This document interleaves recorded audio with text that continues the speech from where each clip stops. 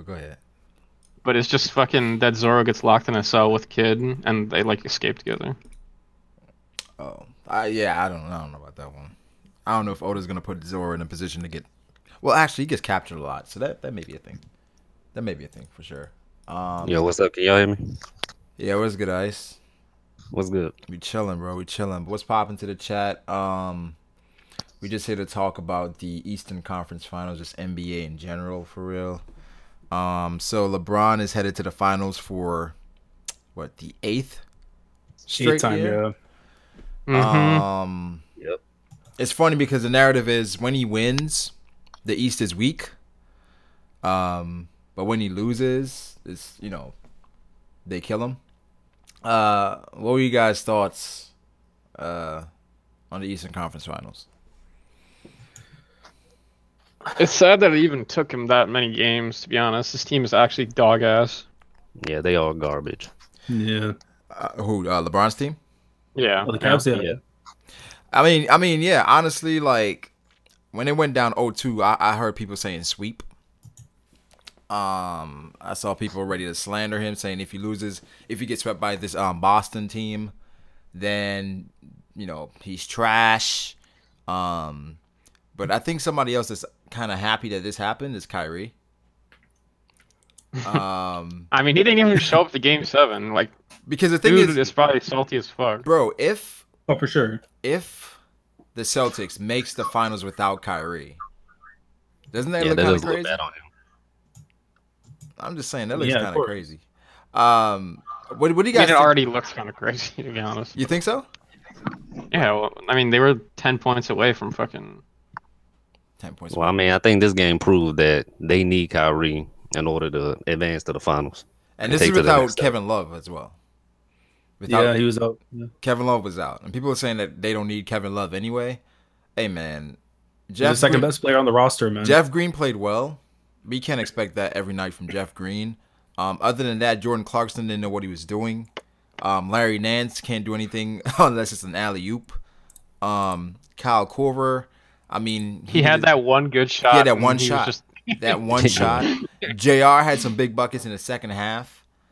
Who else is there? Tristan Thompson, you have to Yeah, I literally think lead him to JR the had bucket. literally 12 points and 4 threes. So it's like literally the only points he got was from threes. You have to lead Tristan Thompson to the bucket. You have to literally put the ball right there for him to just either lay it up, him to get a rebound, or an alley-oop.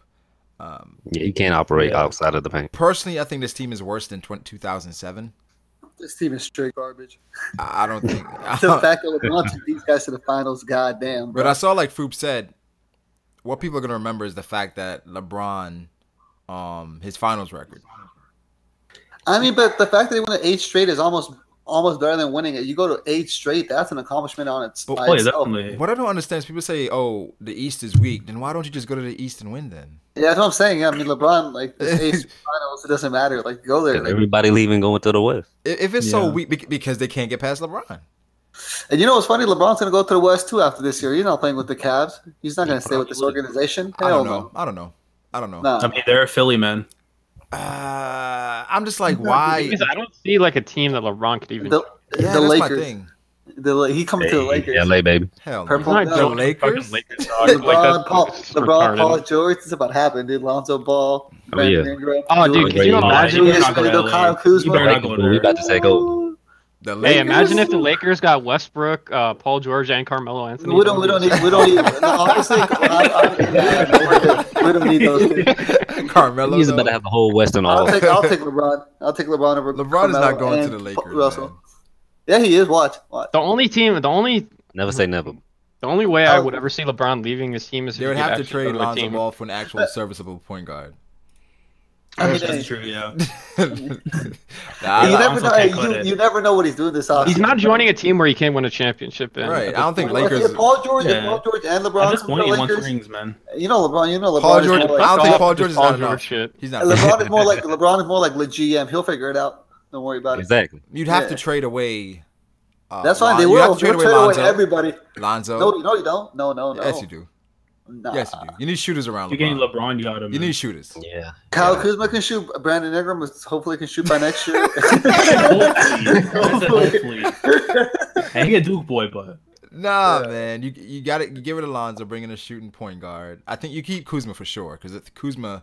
Oh yeah, of course. Kuzma is the future. Yo, if they can't keep Julius Randle too, because that boy. I love Randle, man. He is. Oh, Randle was balling. I've been saying it for the longest. He's like Draymond Green, honestly, except for he can't shoot. He can't shoot threes. That's his thing. He can't shoot threes. If he he's could more shoot, physical.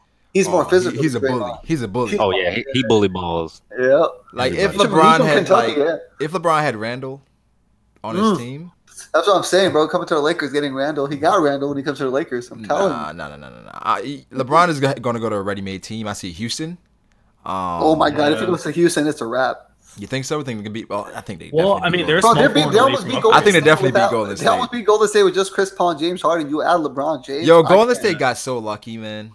They really got it. They're just getting by. They could have lost. Yeah. But you saw. I mean, did they really though, Brago? I mean, Andre Iguodala's been out for 3 games. Andre Iguodala. They definitely got lucky. I mean, Houston didn't even take the series back until Iguodala got hurt. Oh my God! Wait. So they need Iguodala to beat Houston? I mean, okay, so what? Oh, they need CP3 to beat Golden State. Like, CP3 is not Iguodala, bro. Iguodala is like the 5th best player. Yeah, but you can't say. Okay, listen. I understand what your point is. Like, oh, the Warriors have 4 superstars, so they need even more. But at the same time, it's like one of their core players got injured, and their core players got injured. I Bro, don't know about core. Bro, do you think? Listen, I understand Iguodala. What? You don't think Iguodala isn't a core player on the team? No, I think he's one of them. A core. I'm talking about like. Come on, y'all. Y'all cannot be serious. You can't compare losing Andre Iguodala and losing Chris Paul. No, they're not the same. Yeah, that's not the same. Close. Not even close. Yeah, especially Iggy's not the same as was in Philly, bro. Like. Yeah, but what my entire point is if neither of them got injured, the Warriors would have just won the series. Like, bro, that's the equivalent of them losing like. Bro, they won PJ Tucker. They won. No, that's not the same. It is at all. No, it really is. Honestly, it kind of is similar to their. Andre Iguodala is the PJ Tucker of Golden State. I'm sorry. I mean, this is not the name, but. He's a better player. I understand Iguodala's importance, right? I've been saying Iguodala. Without Iguodala, they lose in 2015. They lose obviously in 2016, and I think last year. They lose in 2015 if Kyrie didn't bust his knee. If Kyrie was healthy in 2015, I'm saying even if Kyrie was out, they would have lost because LeBron was bullying them when they changed. Yeah, he was. And they brought Iguodala and they changed his whole. That changed the whole series. Yeah, I remember that. They took out the center. Yep. So without Iggy, they're losing those 2 series. So I understand his importance. But it's like, come on, man, you gotta figure it out. You're too talented. Yeah, you got it. Yeah, but I agree. But like you guys are forgetting the 2 games that the Rockets won where Iggy wasn't there. They literally won within like one. They were like 1 possession games. Like those were close ass games. So like if Iggy was there, they definitely would have won. Dude, for a second, I thought they were winning Game 6. You think if CP3 was their last game, they're winning? No, I think that blitz by the. No. But they got blitzed because Harden got tired. Harden went out the game. He got tired first off, so he kept jacking up threes. Yeah, of course, yeah. So because they were down like 10 after the first half. Mm-hmm. Third quarter, the game got away from them. Harden went into the bench, then it just ballooned. If CP3 was there, they could better control the game. Yeah, I think it would have been closer, but I don't think they would. Yeah, they can control it, but I don't think you're not winning when Golden State goes off. That's the thing with Golden State. But the thing is, Golden State they feed off of turnovers though. You know what I'm saying? Like after turnover, they come down. It's a 3. They're causing so many stupid turnovers. Like Golden State is not playing like themselves in this series at all. If you've noticed, they're being like super loosey. Yeah, like they're not playing like Golden State. It's super weird. They're playing more like Houston. I mean, they remind me of the Oklahoma City Thunder back in the day with Westbrook, where it's like KD ISO, then somebody else go ISO. That's how they were playing. And you know what's the worst? They do that at when the game comes close. At the end of games, they stop playing as a team and they do ISO when it's close. That's how they lost those 2 games to Houston by ISO ball. But I think if CP3 doesn't play, even if he plays, I think Golden State wins, man. I think though. But if Houston somehow, because whoever wins, like Cleveland, it's like you already know whoever wins this game is winning the championship, unless like I think Cleveland can beat. I think Cleveland can beat the Rockets. Nah, you're not. He has a better chance. I think. Okay, here's the thing. I think they can beat the Rockets. It's a 5-6. I don't think they have a chance of beating Golden State. They're not beating the Rockets. Or the only way they're beating the Rockets is if Chris Paul is still injured. He's still gonna be injured. Probably, yeah. No, honestly, even if he might be injured, but like if he somehow if they get past Golden State, they're getting past Cleveland. I can't see not this team. If LeBron beats Golden State or Houston, he's a goat. He's better than Jordan. I have to say. You can't just stop watching basketball. If you win with this team, basketball's canceled after. Yeah, you're better. I'm done. I'm gonna say he's better than Jordan, just because he's gonna win with nobody against a team that's against a legit super team that no one's ever faced. Yeah, he can't get. Doesn't make sense. MJ play against soccer players, bro. Like honestly, I get mad when Golden State loses. It's like they should not lose. They can't lose. Yeah, they can't lose. That much talent. Fucking 4 All-Stars. They can't even go. They shouldn't even be going to Game 7. But also, remember, what's his name disappeared in the last 2 fourth quarters. KD. He went MIA. I was like, where the hell is KD, bro? He don't want the ball. And he got a history of that. Games, no, but he shoot like he can literally shoot over anyone. There's no one tall enough to guard him. It makes he can shoot. Yeah, I don't. Say it again. Somebody said something. Yeah, I said that's when he does shoot. Sometimes in the fourth quarter, he just shies away and just passes the ball. But the thing is, Westbrook sometimes. You're right, but that's the issue with KD, where that's why he came to Golden State, where he says he's just not a leader. Really, he doesn't want that. You know what I'm saying? So it's like that's Golden State. Once they get up on you, it's hard to come back because they just keep running it up. Exactly. But the thing is, they're not used to really close games. Like when you think about it. You know what's weird? This is the first adversity this team's ever faced. Like this series is the first time they've ever had a challenge. Ever since they've been together with KD. This is the first time ever they've had any adversity, and like it's showing. Yeah. No, what was crazy was that they were saying that for all the people doubting us when the playoffs started. I'm like, what? Like, yo, that's stupid. Like Vegas, they try to make their own propaganda to make it like exactly. So they feel like they're actually playing us against the world. Yeah. Like Vegas still got y'all as the favorites. What y'all talk about? Like everybody in the world. There's nobody in the world who's saying like Cleveland is going to win the fight. Like everyone knows it's going to be Golden State or Rockets. Yeah, I mean watching Cleveland though, man. Sometimes it's so bad. It's like such bad basketball, bro. Like it's like LeBron comes down. You can see LeBron's pissed off sometimes. He's like, "What am I doing with these guys?" You can on his face sometimes you can tell he's like, "Man, fuck." Nah, we saw what's his name? Kyle Korver was open in the corner for one shot, wide open, missed it. We saw George Hill missed it. J.R. Smith. It was like, yo, they ain't making nothing. I think Boston got it to like 12 at one point. Then I was like, oh man, it may be over. LeBron and then he came down, hit a couple buckets, and Jeff Green. He went off this game. Actually, these past two games. Past two games went off, The thing is, you can't really trust Jeff Green because he's not that great a shooter. He can't and he's come back. You know, he's came back from open heart surgery. Yeah. Like, you know he's not the same. Like nobody is. Nobody can be. So, like, because he used to be like crazy athletic. So a dunking machine. Yeah, he's been crazy athletic. But since the heart surgery, he's not the same. But I'm watching the game. I'm like, yo, the Celtics, they got this. And I got to shout out Jason Tatum, man. Dude, that guy dunk on that dunk on LeBron. Shout out to Duke. I thought he was a rookie for a second. I'm like, this boy, like. But the thing is, okay, what was better, his dunk versus LeBron or Paul George? Paul George is like 3 years ago, I think.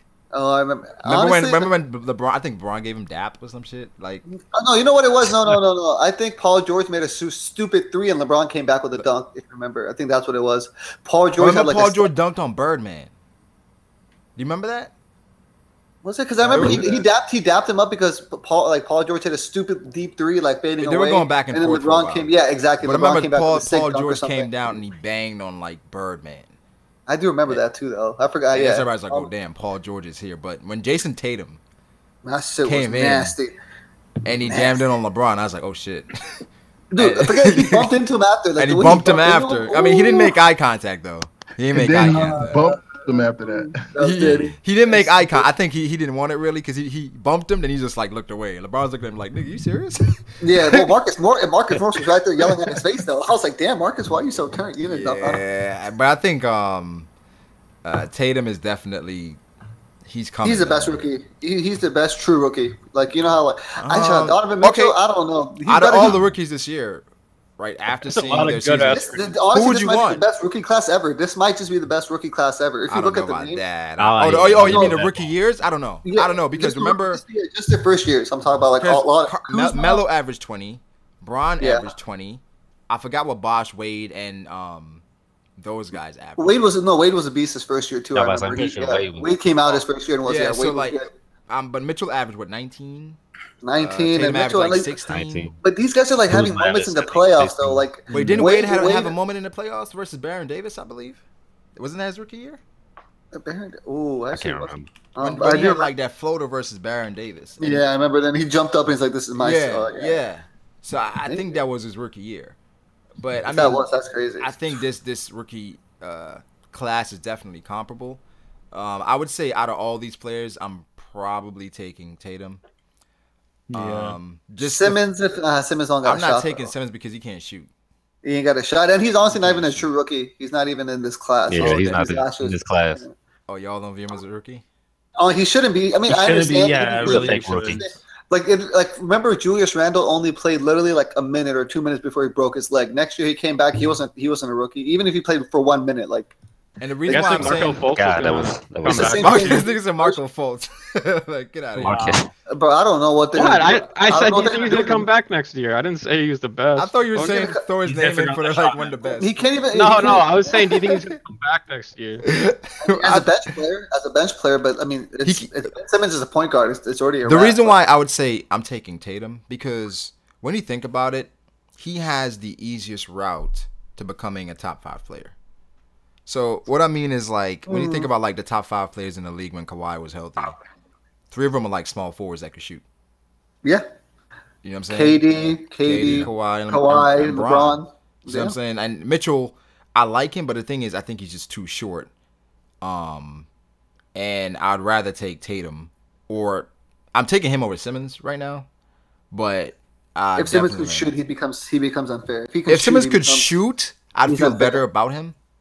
Yeah. But sometimes I don't like his temperament, man. He's like cocky for. He's so cocky. Like he's so cocky. He acts like he's like a 10-year veteran. I'm like, yo, you alright. But the thing is, I guess the media got to his head. You know what I'm saying? What they were saying, like he's the next LeBron. You know, when niggas hear that, they kind of like. I mean, I feel like body-wise, he is though. He's the closest. He's 6'9", huge. Like he's close. He's damn near LeBron's build. Yeah, I think he's a bit taller. To be honest, than LeBron. What were you saying, Fruit? Yeah, he's taller. No, I was just gonna say, like, I think he can improve like a lot, like really fast. Like, if he just improves his shot, he's instantly like twice as better player. No, I agree. But what I worry about is the I guess the fact that he was out for a year, right? Mm-hmm. And he couldn't shoot at LSU, and he still not at all can't shoot. What were you doing this entire offseason? Dating Kanashe, playing game, playing. What was he playing? Was he playing Fortnite or? I think he was playing PUBG. Like playing some. I'm like, come on, man. Like, there's no reason why you can't hit a mid-range jumper after a year of legitimately like working with an NBA team. That's true. Yeah, that does make any sense. I mean, that is true, but at the same time, like sometimes you need to like get shit on before you realize like what you need to improve on. Oh, so you think he was feeling himself? Heavy, dude. I mean, maybe. He legitimately thought he was going to the finals in his first year in the playoffs. He's like, yeah, we're like he was talking like he was going to make the finals. I was like, damn, dude. Like he was talking like, yeah, we already like Philly has the best chance of making. I don't know if he's feeding into like what Embiid was saying because Embiid talks a lot of shit, but I like it because he can kind of back it up. Because Embiid's good. He's good. I think after DeMarcus Cousins, and it's pretty close. I'm taking like Embiid is right there. You know what I'm saying? And even DeMarcus Cousins. We can talk about his personality, Achilles, and how he that injury as well, and how he kind of meshes with other players. Because I think the Pelicans better when he left. They played better when he left. I agree 100%. So, is he a free agent? Yeah, but that's also because he's a free agent. He is unrestricted free agent. He can go wherever. Cousins and Rondo never played together, I'm pretty sure, and on that team. Yeah. That's why, in my opinion. But the thing is, it's like with Rondo, right? I love Rondo. But Rondo is... He's good for that team, though. Only certain teams he can fit on. Certain teams. Yeah. Because the thing is, when who were they playing? They started letting him shoot. They're like, all right, Rondo, we see that you're great at setting people up, so now create your own offense. When they started letting Rondo do that, like that's when they really started to struggle. Because Rondo really can't create his own shot. Not at all. You know against Golden State. Yeah, he's about setting people up. He's about setting people up. So I think Rondo, it has to be a good team. I think that he has to have a lot of shooters around him, a lot of shooters, and where he's just like getting people the ball. It's like that's why it was perfect for him right now in the postseason with the Pelicans. Yep. Yeah. 100%. But as far as the Pelicans and what they do with DeMarcus Cousins, I think you got to try to resign him. You know, I think if I was the Pelicans, I know this. I think I would let DeMarcus walk and try my absolute hardest to get Paul George. Paul George on that team with that system would be insane because they don't really need two big men. Like they kind of clogs up in this day and age. Like I don't know, Paul George instead of like DeMarcus with the rest of them there. Like that'd be a sick team. You get Paul George to ruin another team. Well, first off, I gotta say man, what a Paul George. Wait. So, Fruit, are you one of the people that think Oladipo is? Jesus Christ. Fruit, do you think Oladipo is better than Paul George right now? No. I'm kind of trolling. First off, for Paul George, I think Paul George is overhyped as fuck, but I don't think he's bad at all. He's a top 15 player. He's a top 15, like hands down. Is he top 15? I would say so. Yeah. I don't know. Like if you call him top 10, he might be overrated, but top 15, I can believe. I agree. Yeah. But I mean, no, but it's just like everyone's like, "Yo, add Paul George to this team. Ooh, it's gonna be fun." I think he'd play best. I guess with someone like. The thing is, he cannot be. He can't be the one, right? Exactly. He can be number 2. He can be the best. He's a number 2 guy. He's a number 2 guy. And honestly, I think Westbrook can't be a 1 either. I feel like Westbrook needs a trash team. Honestly, it might be messed up to say, but I feel like but the thing he needs like a Cleveland where he can just shine and just do it. Yeah, he can shine, but he's always going to lose to the better team. You know what I'm saying? Right. Like he's not going to make the finals with like how he plays. He has to be like the number 2, I think. I don't think he'll ever accept that, especially after 2 years of averaging a triple double. There's no way he'll ever take a bad seat. He's like Kobe. That's probably the issue. I agree. Yeah, his price is strong now, man. But I think for Paul George, my first issue was the fact that he changed his number, right? Because he wanted the PG-13 thing, which I'm like, why would you want that? That shit was retarded. Yeah, I'm not gonna lie. Why would you want that? Like, you had 24, niggas was comparing you to Kobe. Like, run with it. And he loves Kobe, and he's from LA. Like, he's from LA. I'm like, why would you change your number to 13? But anyway, she's like, so his agent got to him. He wanted the nickname PG-13. He wanted to dub that. Then, Brandon. Huh? It's all about Brandon. I mean, yeah, but like, come on. And then the playoff P thing. Well, yeah, that was just stupid. Playoff P came through a little bit. You can't have one good game in the playoffs. He's just like Hoodie Mello, yo. Exactly. One game is playoff P. But the thing is, somebody else got to give it a nickname, bro. You can't like I dubbed myself. Did he create that? That's horrible. I thought that was Yeah, like, wasn't Mello and Westbrook laughing at the name? Yeah, he's like, nah, playoff P showed up. No, that's a name your boys give you, not yourself. Nobody was calling him playoff P before that, bro. Nobody. Yeah, he called it himself that week. I thought the media just dubbed him because he had a good game. Nah, he didn't want to count that like was whack. playoff P is out here. Like, you know what I like though? I like playoff Rondo. Playoff Rondo is a thing. It's real. It's real. That's real. That's real. Because Rondo regular season, he's he don't care. Honestly, you can tell he don't care. He's like, I'm gonna do my job, make the money. Is playoff LeBron a thing? Dude, I feel like that's just LeBron. Yeah, no, it is because he gets even better. He gets even better. Like in the playoffs, he's almost damn near unstoppable because he tries 100% in the playoffs. In regular season, he takes a couple minutes off, he does whatever, but you can tell like in the playoffs he never takes a minute off, and that's scary. But like, Paul George dubbing himself playoff P reminded me of those dudes at the basketball court. Like every game to be like, man, my shot is off. I'm like, yo, at what point do you just at what point do you accept that's just your shot? You're not a good shooter. It just ain't my day. It just ain't my day. That's so funny. Ain't my day. Like you got those dudes like every game, my shot is off. Bro, like you've been saying that for the past couple of years. That's just you. Yeah. Every time it rolls up on that court. Like it's just not going in. I'm only gonna get 10 tonight. Like dog. Like that's just you, fam. But nah. Is there a scenario in which Houston can beat Golden State without CP3? Harden's gonna play a full game. I'll tell you. Harden, Aaron Gordon, Trevor Ariza, and PJ Tucker all have to go off. Like have. There's definitely a possibility because like they were up 40 in the first quarter, or not up 40, but they had 40. They were up like 20 or 15. Yeah. They were up a shit ton. Yeah. Like they literally scored half of their points in the first quarter, and then they just completely like fell apart in the second half. But I feel like that's the same old story with Houston, though. They're good at that. They're good at falling apart at the end. But my thing with Golden State, no lead is safe. I don't know. No lead. Is it just me or just like? Do you feel like I don't know? I feel like James Harden is just like not here this series at all. He don't look like it, right? Like Chris Paul. Like, there was one scene I remember. Chris Paul's out here like yelling at him, trying to get him hyped up, and James Harden just like with a blank stare on his face. I'm like, wow. Like I remember there was like a stat where he didn't hit a 3-pointer for like 22 shots in 22 shots in 17 straight threes. But the thing is, you know who's underrated on that team? Eric Gordon, man. He's great. He is great. Yo, he tried to bang on the whole squad last night. Oh yeah, Eric Gordon has been hitting clutch threes. I'm like, yo, he's honestly saved the Rockets. He's got to take 6 men, man. Because honestly, like he's been creating his own shot because nobody can really stay in front of him. Like I'm watching the game, like damn, they can't check Eric Gordon right now. He's getting to the bucket and he can shoot. I think Ariza hasn't been playing that well. I mean, honestly, all the players are like valuable. Like they're all like finding it, like Ariza, Capella, even. You know, Capella should be the X factor because he's bigger. No one can stop him physically. But you know, Capella is going to be a nigga that gets a max contract, but he's not a max contract guy. Exactly. No, you're right. I agree. No, you're Tristan right. Thompson. I agree.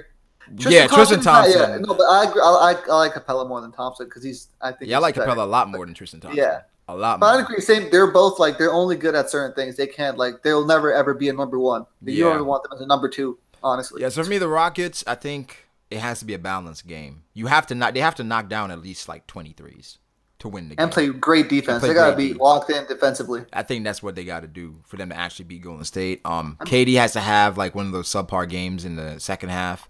I can't exceed that though. Clay has to be off. Clay has to be off because I feel like when Clay is hot, Golden State doesn't lose. Unbeatable. They're unstoppable. Yeah. Bro, I was watching the highlights for Game 6 versus the Warriors versus the Thunder.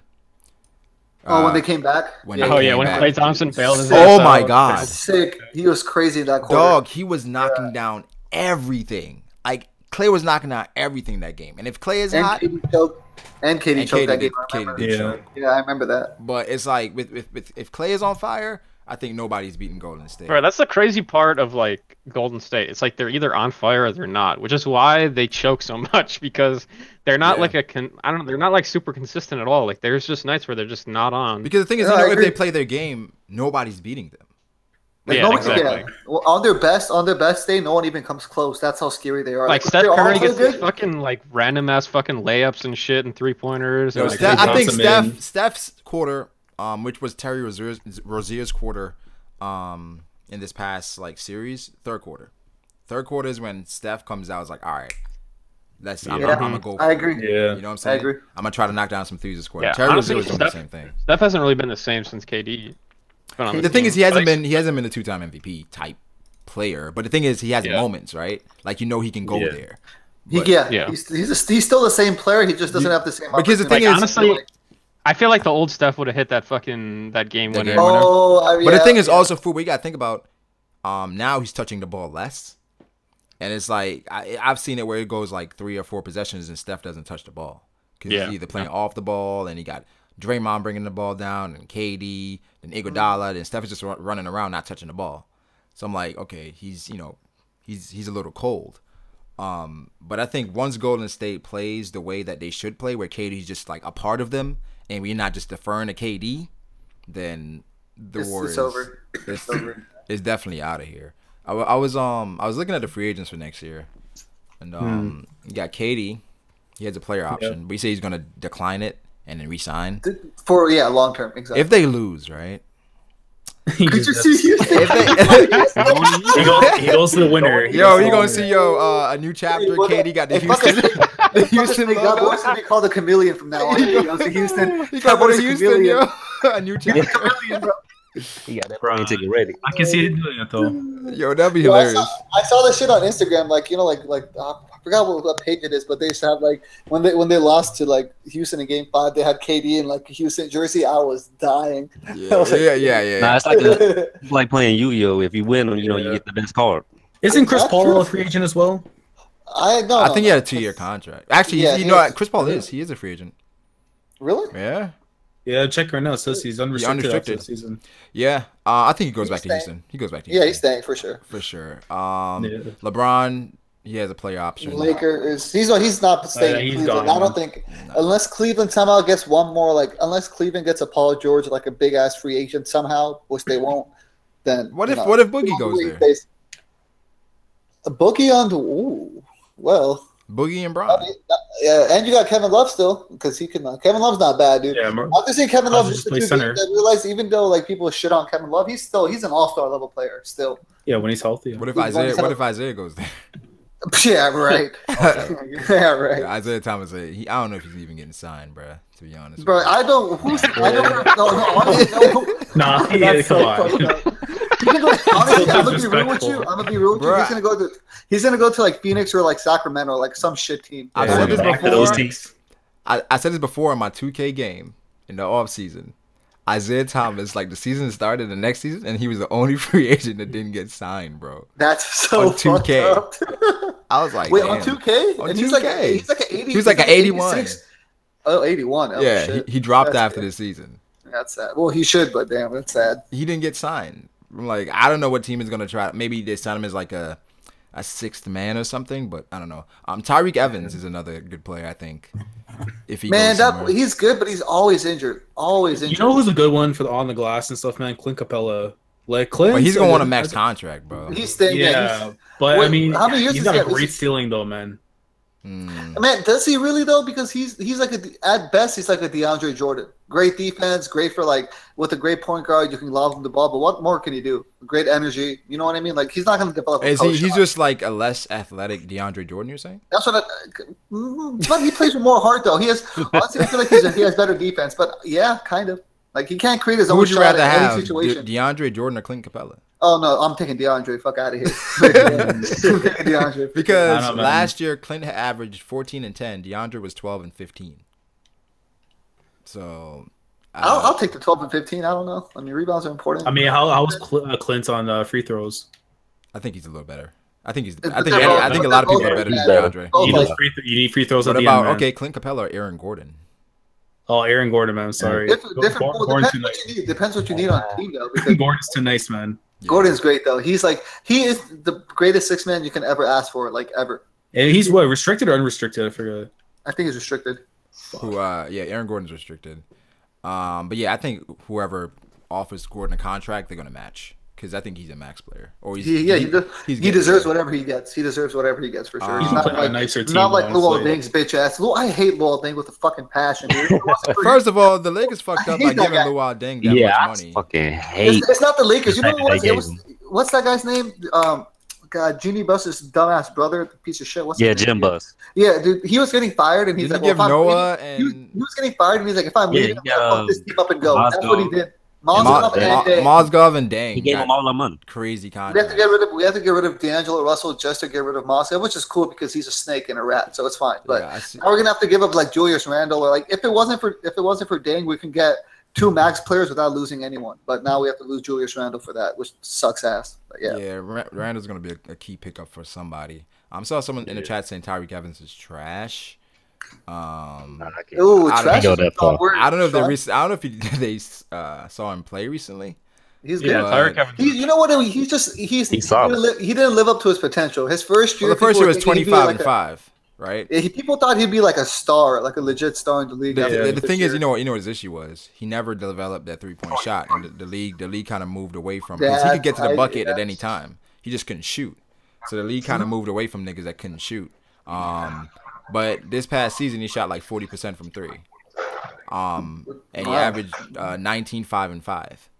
So it's somebody saying Tyreek Evans. Those are pretty good stats, actually. 19, 5, and 5. 19, 5, and 5. Yeah. That's cold. Yeah, that's cold. Actually, that's it went under the radar because he plays for the Memphis Grizzlies. Exactly. So I think Tyreek Evans is Zach LaVine.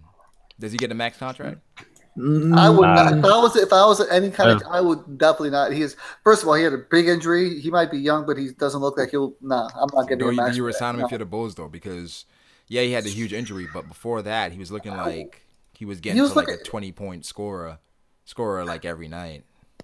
Would you really want Zach LaVine to be one of your top 2 or 3 players on the team? I like Zach LaVine a lot. What team is Tyreek Evans even on right now? He was on the Grizzlies. See, that's why no one knows about him. Yeah, nobody pays attention. I mean, I know he was on the Pelicans and then fucking.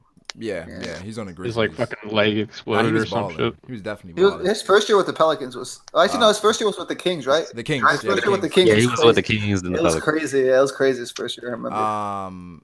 Carmelo Anthony has a player option. Man, if I was the Thunder, I'd pay him to leave. I'm like, please, because he's I think he's set to earn 28 million. Yeah, that's what I'm saying. It's a lot of money. I wouldn't. It sucks. I feel so bad for Oklahoma City. They're probably they asked Carmelo, I think after the season, like, hey, Carmelo, what do you think about a bench role? He's like, no. He laughed at it. I'm still a star. Yeah, man, he's not. He fell off. The poor guy fell off, and he don't know. Bro, who the fuck is even gonna want Carmelo at this point? Nobody. I think LeBron would take him coming off the bench. Off the bench, so that's what I'm saying. But he's not playing. He's not going to want to come off the bench. Carmelo wants to be treated like he was the Denver Nuggets Carmelo. Like, fuck out of here. Trevor Ariza is an unrestricted free agent as well. He's going to get paid. He's a good player. He's been a good player for a very long time. Yeah. He's a solid veteran, a solid veteran. This is an underrated player, Will Barton. Do you guys know who that is? Well, I know he's not bad at that. He's on a trash. Denver Nuggets shooting guard. Yeah, see, I don't pay attention to the Nuggets, so I know who he is. I've seen him, but yeah, I think he's all played. Avery Bradley unrestricted as well.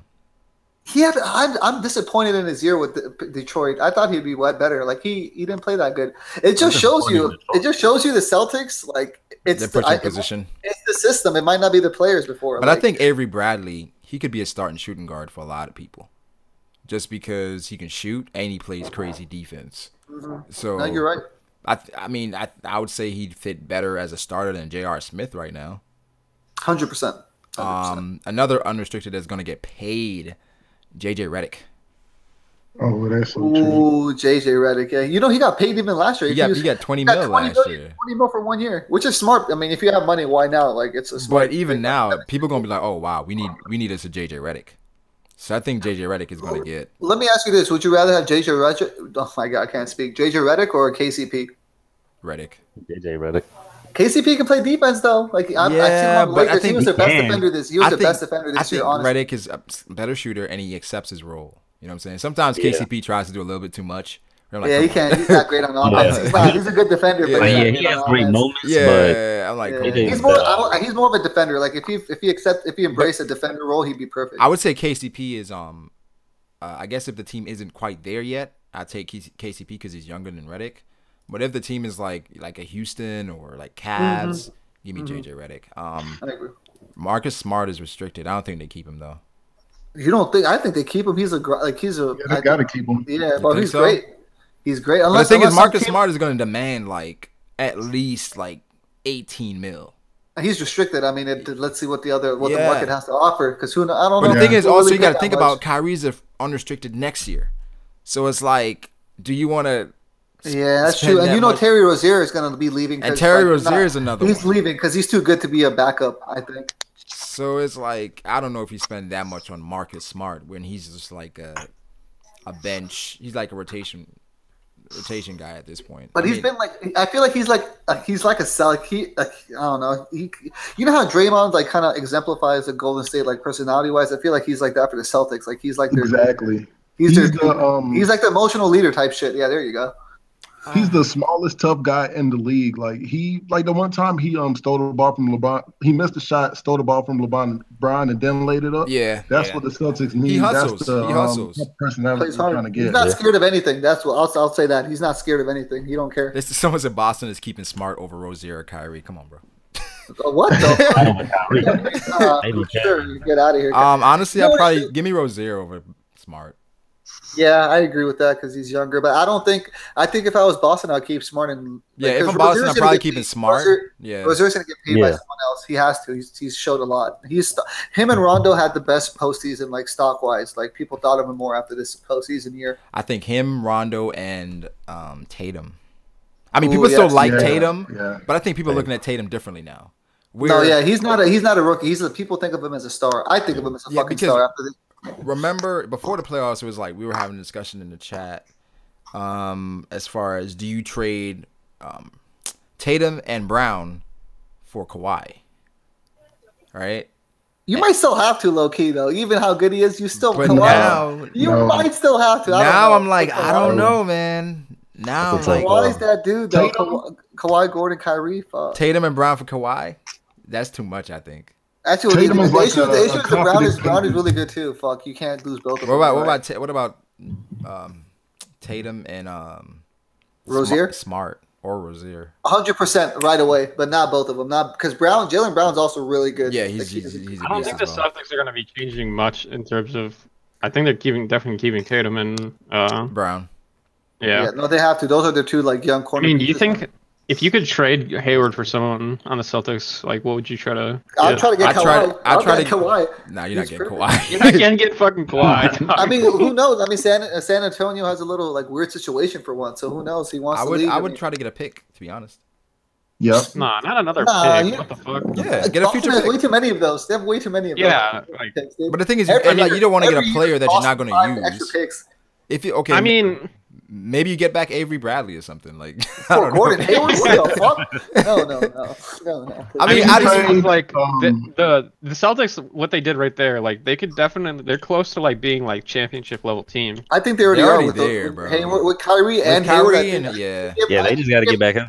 I think they give either Golden State. Yeah, but at the same time, like for their money, either or. Like what I'm saying Would is, they like, be the same team with them back? Spot on that squad, though. Say that again. Is it talking to me or him? No, you. I didn't hear what you said.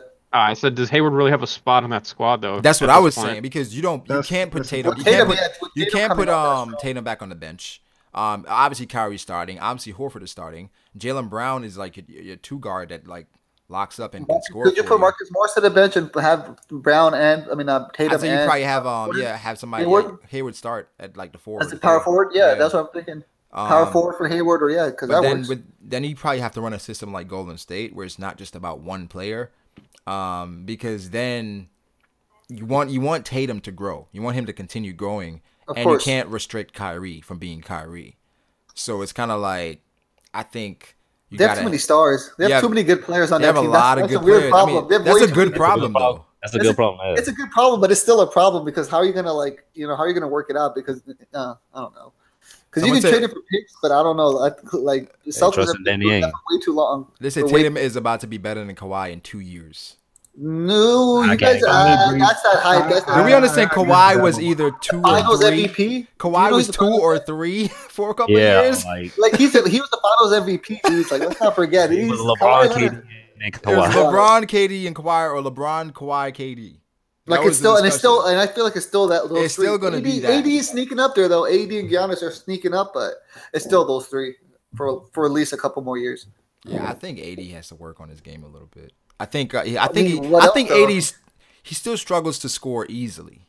You know what I'm saying? Like it's not as seamless for Anthony Davis to score. I feel like he's working too hard. He takes too many fadeaways. For a guy with his size and his length, a lot of fadeaways. I know what you're saying. A lot of pull-up jumpers. I'm like, come on, bro. You can like go to the rack at any time. But his issue is he can't dribble like KD, so he can't really move around. Yeah, he's not. Yeah. He's not. So I mean, AD's there. Giannis still got to shave the unibrow. If Giannis learns how to shoot, he'll be there. But Giannis can't shoot at all. Yeah, unfortunately, he gotta work on his shot. Is terrible, man. And making his teammates better. Let me ask you guys a question. You guys don't think Lonzo Ball, if he works on his shots, a pretty damn good player? All-star. No, I think he is, but he got to work on that shot. He got to work. He got a lot to work. But the thing is, I think more so bad. To be more specific, it's not even his shooting; it's his pull-up jump shots. Because his spot-up shooting is actually pretty good, but when he has to pull up, it's weird. It's awkward. Wasn't Horford playing power forward this series? No, center. The thing is, he's playing center, right? No, when Baines comes in, it moves Horford to the. That's true. Yeah. Okay. But the natural position that's of what I was Horford saying. is he's definitely forward. a center. Yeah, he's a four. Really? Yeah, he's really? a four. Okay. That's what he's always a four. But that's what I was saying. Like maybe they could trade Hayward for like a center. For like a center, yeah. Like who? Who would you? I don't know. Yeah. I don't know. Who? Yeah, I don't know what center would you want? A defensive center? Yeah. Definitely, you would definitely want a defensive center. Ooh, Cousins too much. You don't bring Cousins. Nah, that's no. To that system, yeah. To that system. What about DeAndre? DeAndre is fine, but I think he's a little bit of a diva too, though. Yeah, I think you want a center that can play defense and can also shoot. Capella's not bad, but he wants too much money. You want somebody more low key. Cantor? Yeah. Nah, Cantor can't play defense. Fuck Cantor. In the defense. I'm trying to think of other centers out there that's free agents. They already had Lopez. Nah, he's trash. He's bad. He's trash. He's bad. Nurkic. Honestly, he's not that bad. Nah, just fucking get him beat. What's his name? Nerlens Noel is a free agent. Bro, please stop. That guy's trash. You don't like He's trash as fuck, dude. Yo, I like Nerlens Noel as a defensive center. I've seen him play live because I'm from Dallas. Nah, he's bad. Just watching him play, you're like, bro, how are you like a number 2 pick or like a number 3 pick? What the fuck? Like he's bad. He's like Anthony Bennett. No, he's not Anthony Bennett. No, Anthony Bennett. He's not Anthony Bennett. Shout out to Ro Jack. He said Marc Gasol. I like that. That's not bad actually for the Celtics. That's actually pretty good. That's actually very good. Yeah. That's pretty perfect because he can shoot and he plays. And he's a good passing center. He's a good passer. Yeah, he can do it all. I like that. Marc Gasol is actually pretty good for the Celtics. That would actually be so fire. That's actually great. Like, well, who knows? Maybe Gordon Hayward comes and like it just makes the system even better. We don't know. We haven't seen like you add Curry and Gordon Hayward. Yeah, he fucking didn't he break his fucking leg on the first 5 minutes, bro. The opening game. Yeah, he's weak, bro. Bro, I'm talking about. I'm watching the game here, like snap, and it's like. Gordon Hayward is on the floor for like 3 seconds, bro. Nobody realized. Kyrie injured? Yeah, his ankle twisted. Kyrie. So you know why Kyrie? Because he's the one who threw the lob that like got him injured. I think LeBron was there. Bad. LeBron was there as well.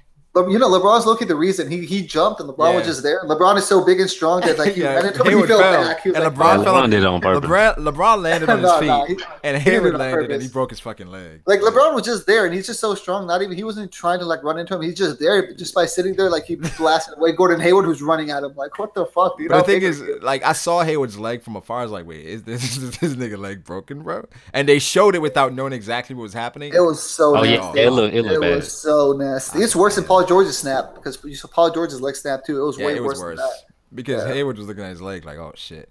And then people were talking about like him coming back this season. I was like, there's no way. There's no way. Especially for like him. What if he came back? What if he came back just for Game 7 though? Just lit up the Cavs and broke his leg again. Oh, that's true. He did. I'm watching the video of where Hayward breaks his leg again, and dude, literally the entire Cavs team is walking away like with their faces covered, like, oh, that's bad. Because I think Dwayne Wade starts praying like right away. I think. Yeah. Because when you look at it, his ankle was facing like the Cavaliers, saying it's nasty. Yeah, it's nasty. That shit was wild. I was like, damn. I mean, I hope he comes back and he's a good player. I mean, he's not a high flyer anyway. He's not. That's not his style. But I think he'll be good. But as far as like how they balance it, I don't know. Like I've been saying for a while that the Blazers are LeBron away. Not after this year, bro. I don't know what the fuck they are. This year. It's just they got swept, dude. Yeah, but the thing is, if you add LeBron with like a shooter like Dame and another shooter like McCollum, bruh. That's true. And Dame, even though Dame was pretty useless this like series, Dame is like he's a tough player. He's not like mentally weak. Like that's one thing I can say for sure. That's what I'm saying. I mean, yeah, the thing with Portland is just so easy to game plan for them. Exactly. They only got 2 good players. It's just them. Nobody else can create their own shot. So after that, it's just Nurkic could, but he's not that good. He's not that good. He's not that good. He's overrated. Like Jokic is way better than Nurkic. I feel like Jokic is a beast. Yeah, 1,000 times. Oh, Jokic is a beast. I do. Didn't Timberwolves and Denver had a playing game, right? Per se. In the regular season. The last game, the last day of the regular season, they had to play for the 8th spot. Yes. Yeah. I think I'd want to see Denver in the playoffs over the Timberwolves, how they were playing. Because Jimmy Butler had just come back. Too many talent though. They have way too much talent to not be in the playoffs. They got with issues. Wiggins can be if he actually takes basketball seriously, then they can be a great team. I feel like because Wiggins just got paid. He don't care. That's what sucks. You know what's really weird? If you look at Wiggins' play, I'm not talking about mentality or how good he is, just like his moves and stuff. Like he plays like Kobe because he studies Kobe, so like he does the same fadeaway. Like he has Kobe's moveset, which is crazy, but like he's the exact opposite of a player. Like he hasn't gotten better at shooting his entire time in the league, which is weird to me. You know what I'm saying? He don't care. You can tell he doesn't care that much about basketball, which is weird because you're like. And he had so much talent coming in. He still does. He can still be great. Like he can be amazing. He's averaging 20 without caring. So it's like. If he just tries, exactly. Good. Yeah, exactly. People are asking about Colin Cowherd's top 10 NBA players. I guess he did it a week ago or a couple weeks ago. Man, he don't know shit about basketball. All right, so let me read off his list. Number 1, let me go 10. From 10 to 1. Number 10, he has Klay Thompson. Let's see. He said best player in the world at his position and shooting and defense. I agree. You guys agree? I can't really say anything to that. Yeah. I think definitely. I think I agree. Yeah, as a shooting, there's no better shooting guard. Shooting right, but what about James Harden? Or was he just at shooting? At shooting and defense, he says. He's the yeah, best but player. like I don't know if he was like trying to say like are those two statements connected or disconnected? Like is he saying he's the best player in his position at shooting, or he's just the best player in his position? No, he's the best player in his position.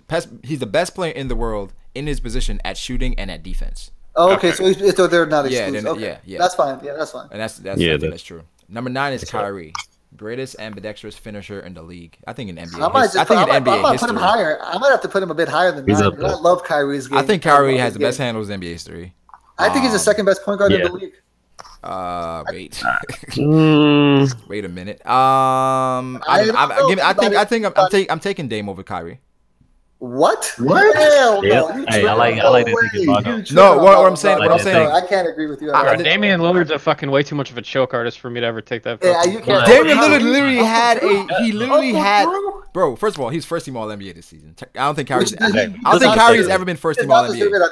I'm sorry, you can't tell me that Russell Westbrook averages triple double again and doesn't get first All NBA. But you know it was like empty stats. It was playing horrible. Yeah, it doesn't matter though. It's a triple double as an average. I understand the stat padding. I agree he does, but still, like the stats speak for itself. Like, but we even said it ourselves with Portland. They don't have many players outside of him and McCollum, and he took them to the 3rd seed. Yeah, that was surprising. I'm not gonna lie about that. You know, so you got to reward that. So it's like, I mean, actually, now I'm taking Kyrie over Dame, but I've yeah, there you go. There you go. I'm about to say, I know. I said this with LeBron. I'm taking Dame over Kyrie. Playing with I don't know because what the fuck? Together are like they beat Golden State with them two together, man. Come on, you can't. Those two are like I think they're like. Man, really Damian Lillard would have fucking choked his ass off. Damian Lillard hit a shot to win a series before. No. Exactly. What was it? Rookie year? No, second year, but he second beat year. Houston. I remember they beat Houston with Damian Lillard. I think he has the most buzzer beaters in the regular season. This past regular season. Yes. To win games. Yeah, well, honestly, you know what's really How funny? is he a choke artist, bro? You know what's really funny? One bad series. He had one bad series as a choke artist. Yeah, then James Harden is a choke artist too. Yeah. Oh, he is too. That low-key, before this postseason started, everybody was saying is the most underrated player in the world is Damian Lillard. After the postseason, everyone's thinking the most overrated player in the world. It's weird because remember he didn't make it in 3 weeks. That's all that happened. He kept getting snubbed at All-Star games, and I think he made the first one this year. Yeah, first time this year. But I think LeBron just hates Kyrie because he left LeBron. I don't think he hates him. I think he just realized. He doesn't hate him. I meant to say Brago. No. You know what? Brago. I think Kyrie leaving, it hurt me. At least he's honest. No, it did. It really did because I feel like Kyrie was in the perfect spot to shine. Like the thing is, LeBron sometimes he controls the offense, but when he doesn't, he's like, "Yo, Kyrie, do your thing." He's like, man, but you know what it was on that team, bro. Kyrie was tired of getting sunned, bro. He was getting sunned a lot. The way LeBron talked to him, talked about him, it's like, come on, dude. But also, he's your son. He's trying to be his own. Too. But the thing is with Kyrie, every time LeBron won, it was like, all right, LeBron, he was doing his thing, and Kyrie was helping him out. And Kyrie, which is not true at all. Kyrie won them the finals. I feel like Kyrie is the reason they won the finals. Whoa, chill. The clutch moments, bro. I understand LeBron had like 30, 10, 10 always. I get it. I get it. It's LeBron. I get it. But you can't say Kyrie's the reason they won. LeBron carried them to them clutch moments. But in those moments, in those clutch moments, it was always Kyrie. It was never LeBron. If LeBron doesn't get that block, it's game over. That's also true. It's game over. Because Golden State, it's like they drive so much off of like momentum, bro. Yeah. And like Iggy gets a fast break dunk, game is over. But Kyrie, you can't say Kyrie. Kyrie's a Batman. He's not a Robin, right? He's a Batman. But I think with Kyrie, it's been proven that Kyrie can't have too much stress throughout the season because he's also injury prone. He really is, actually. He really is. Before LeBron got there, I think Kyrie, like the first 2 seasons, he definitely got hurt. Always injured. He's always hurt. So it's like he can't really carry a team by himself. Where Kyrie, I mean, and if you know Kyrie, he has a really great relationship with Kobe.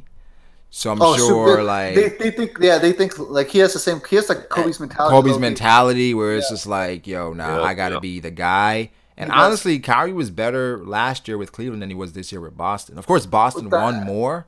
But Kyrie last year, that's true. Last year was good, but he was an MVP. Balling. He was an MVP front runner for the first 3 months of the season, though.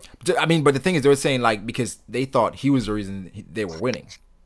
When clearly, the system. Brad Stevens, after Greg Popovich, I think he's the best coach in the league. He has to be.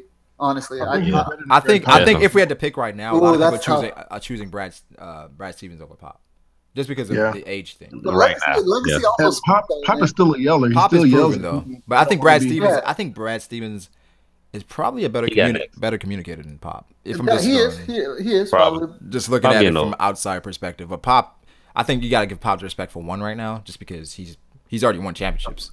Yep. But I don't know, man. I think I'm still taking Kyrie over Dame slightly, just because Kyrie is he's a master with the ball, man. Like the shit he does with the basketball. His dribbling is it's unbelievable. Yeah, the way nobody else can do something. No. I thought Allen Iverson was the best dribbler. But Kyrie gotta be better. I think Kyrie's better. Yo, the crazy. I don't know if you guys remember that highlight where it's versus Steph, and Kyrie literally went against his body. He went against like the natural flow of the body with the dribble, where like he was doing the spin. And you're doing the spin the other way. Oh, did he went the other way? Yeah. And in the middle of going the other way, he changed hands and went. Yeah. Bro, do you understand how difficult that is? That makes no sense. That's crazy. I don't understand how he doesn't get dizzy from doing it. That is ridiculous. Around, put your hand here, do this. What the fuck? Yeah, doing? In the middle of going, he was going left. He just switched. We used the left hand and went right. And Steph was fucked up. Steph was like, "Oh shit." Yeah, I think Kyrie has the best body control in NBA, hands down. Oh, and finishing, air, not even close. And finishing, off the glass, Kyrie's crazy. Now the crazy thing about Kyrie to me is that he literally pushes his skills to the absolute limits. When he's doing some of these insane dribble moves, it looks like he's about to fail, but he pulls it off every time. When he was playing against. Do you remember the spin he did in between two people? That was wild. My god, that was so dirty. That was crazy, and he hit the fucking floater. That's wild. Yep. But nah, Kyrie, I think as far as finishing ability and handles, #1 in the league for sure. Mm-hmm. So he had him at 9.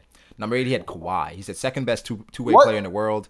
As LeBron ages, he's the #1 two-way player in the world. This boy had Kawhi at number 8. He is tripping. This is Colin Cowherd? Yeah, Colin Cowherd. I fucking hate that guy, dude. What the hell? Is it top 10 only for this year? If it's only for this year, I get it because he didn't play. But if it's overall, then no, I don't agree at all. Top 10 players in the NBA. He just if it's not, fuck that guy. That's stupid. Nah. That's just dumb. If you're not at the worst, if you're a hater, if you're a Kawhi hater, you can't even go below 4. That's if you're a hater. I don't know. Yeah, I ain't rocking. Nah, he's tripping. Yeah, let's just move on. 7, Giannis Antetokounmpo, most unstoppable scorer inside of 10 feet in the league. He is though. Really? His length, more than AD? Yeah, I was an AD got him right now. But inside of 10 feet? Giannis is weird though. His strides just the way I feel like Giannis is the best fast break player without shooting. If you're just take out because now in the NBA people are just pulling up for 3 on fast break. But if you go all the way, I feel like he's the best. He's even better than LeBron as going downstream. I don't know. I'm. It takes him 3 strides to get from half court to the goddamn basket. It's crazy. Okay? Let me ask you guys this: are you taking Giannis or Tatum? Giannis, the fuck. Giannis. Yeah, Tatum. not even close. Giannis is unstoppable. Because Giannis is a freak. Giannis is unstoppable. Even without shooting, they can't stop him. Giannis is a one of a kind kind of player. I'm probably taking his Tatum, body. I'm taking Giannis. No, I'm taking Tatum. Tatum is great, but shoot in this league. Yeah, because if you look at Tatum's body, you can tell he has the frame to put on weight. And of course, but his body is normal for an NBA. It's normal. Giannis is a freak. Giannis was like a Shaq. He's like a Shaq in his own weird way. I think his potential is higher than anybody else. Different. Yeah, he's him and AD, the best player in the world. Yeah, both of them. They can be the best. Yeah, bro, you gotta chill with this Tatum shit. He's a great player. He's not. He ain't no Giannis, bro. I'm he'll be a great player. Can we at least give the fucking man another year before we start riding him? That's rough. No, he's already top 10. Over Giannis? What? Oh Lord. Okay, hold on. Is it because he dunked on LeBron? That's it. Listen, man, when he dunked on LeBron, bro, that's a rite of passage right there, man. Well, didn't someone else dunk on LeBron James? Someone else also dunked on LeBron James this year, but it was like a passing by dunk. Oladipo. Who was it? Remember that one time? Oladipo did. Yep. Oladipo top 10 now? Yeah, exactly. He's too short. Top He's too short. He's too short. You have to meet the minimum 6'8" criteria, and if you dunk on LeBron, then you're good. But yeah, give me I think I'm taking Tatum over Giannis, man. You can't shoot. In this NBA, you gotta be able to shoot. I like Giannis though. He dominates without shooting. You know the few players. Does he dominate though? Once he learns how to shoot, does he dominate Yeah, though? he dominate. He's a dominator. He could. Did he dominate versus the Celtics though? Exactly. Okay, well, that's one. Did Ben Simmons? Did Ben Simmons? You can say Ben Simmons. But I don't think Ben Simmons is better than Tatum. That's a close one. I can't. Well, Giannis for sure is, but yeah, that's actually tough. I might like Tatum more than that's Simmons. debatable. Yeah, I might like Tatum more than Simmons. I think Jordan Crawford dunked on LeBron in college. Oh, I remember that Xavier, and they tried to block Nike tried to block the whole thing. Nike didn't want to show it and all that. Yep, I remember all of that. And poor guy ended up. People were talking about him being like, "Oh, he dunked on LeBron in high school. He's come to the league and take over." He was garbage. Did they announce this season's MVP yet? No, they haven't even announced anything. They're gonna have the thing at the end of the season, the Players Awards. Yeah, they're gonna have the whole award. Remember the thing that Drake hosted last year? Yeah. Where he said James Harden liked going to strip clubs. Why don't they announce that shit like before the playoffs? Like the thing they used to announce it like in the playoffs. In the playoffs, announce it. Like in the second round, in the second round, conference finals or something. I remember, yeah. And you have like a press conference, and you have the presentation like before the playoff game and all that. And now it's after the game. I think they're just copying the NFL. You know, NFL has the. They're trying to get ratings too, I guess. It's more ratings, so more money. Yeah, it's more money. Where it's they're like trying to be more relevant and more times during the year. Like, yeah, a big event every month. So the NBA is trying to do the same thing. But you know what's weird? I don't like it because now, like I'm sure Ben Simmons is running Rookie of the Year most likely. But like now, everyone's going to be thinking, Tatum's the best out of those three because this changes opinions. And now, the thing is, going into the season, we're going to expect like Tatum to average. Okay, what's your expectation for Tatum next year as far as averages? 18, 19 at least minimum. Yeah. Minimum. I'm saying minimum. Agree. For Ben Simmons, I think he's going to average the same. I don't think he's averaging more points. Come on. Honestly, you got to chill. I think he's averaging 16 again. Oh man, I'm gonna fucking save this clip and roast the fuck out of you. Save it. He's averaging. If he can't, I can't. If he doesn't learn to shoot even mid range, and I agree. If he doesn't get better at shooting, bro, he's not gonna get better at shooting. He's gonna average 16 again. I'm gonna cast a curse on Jason Tatum so he breaks his leg. Watch Lonzo be better than all these niggas in like a little while. Lonzo Watch Lonzo be better than everyone, dude. Y'all people be talking about Lonzo. I'm gonna need Donovan Mitchell to get some new moves though. He's good though, bro. He's sick. He doesn't have a lot of moves, but he's a scorer. Like he scores. I hear you. He gets to the basket always. But the thing is, after the NBA gets tape on you, like going to the right and spinning, spinning every time, bro. Going to the right and spinning every time, it's not. He does. I agree, but he does this. Listen. Houston's number one, like when they played, their number one was Donovan Mitchell, and he still balled out. Like I'm telling you, he's not like it's not the scouting thing. I think it's the real deal. What do you guys think is going to get a regular season MVP next year? Harden. Next year. Harden. I think it should be LeBron. Close. Nah, Harden. I gotta give it to Harden. I think it should be LeBron. I think LeBron is clearly the most valuable player to the because. The thing is, Houston. It's the same thing with Kobe, though. It's the same thing with Kobe and Shaq. You might be the best player, but I mean, but I think LeBron is the most valuable, though, and he's better. Like because the thing is, Houston was better with Chris Paul. Where it's like without Chris Paul, they were losing. Where it's like, all right, is Chris Paul then more valuable than James Harden? I don't think so. But Chris Paul is clearly as valuable as James Harden on that squad. He makes a big difference for sure. Where it's like with LeBron, like no matter who was in and out of the lineup. Like, they're decent. Like they're always like around. They're still around. But I mean, I think Harden's gonna win though. Yeah, probably gonna be Harden. You know the media. You know how they're pushing him. Yeah, because he like the last 2 years he's been like he got snubbed, quote unquote. He didn't get snubbed. Yeah, I'm looking at the stats. Yeah, he's probably gonna. Yeah, he's probably gonna win it. But I think LeBron and what he did deserves it. Yeah, LeBron deserves it. But like, bro, that's crazy. I'm looking at the playoff stats. And LeBron has one more field goal to attempt than James Harden, but he averages 6 more points. And he has he probably has less free throw attempts. LeBron's just a monster. Dude, play like LeBron. He makes no sense. Like he might just be the best to ever do it. He has more free throw attempts. Yeah, Harden averages 7.8. Yeah, Harden's the number one in the league. I know because Harden was like far and away leading the league in free throw attempts in the regular season. Like it was. Yeah, I'm just looking at playoffs. Yeah, playoffs. I mean, playoff Harden is a different thing. Yeah, that's true. LeBron does get fucking. LeBron gets better. The rest of fucking cheat. But the thing is, he doesn't try as hard in the regular season. You can tell. Like LeBron, of course, not even close. Not even close, and he's still good. It was just weird. So Giannis was 7 for. So he has Giannis over Kawhi in his top 10, which is stupid. Stupid because Giannis is amazing, but he's not. Oh yeah, finish this list. Yeah, number 6 is James Harden. He's the best one-on-one basketball player in the world.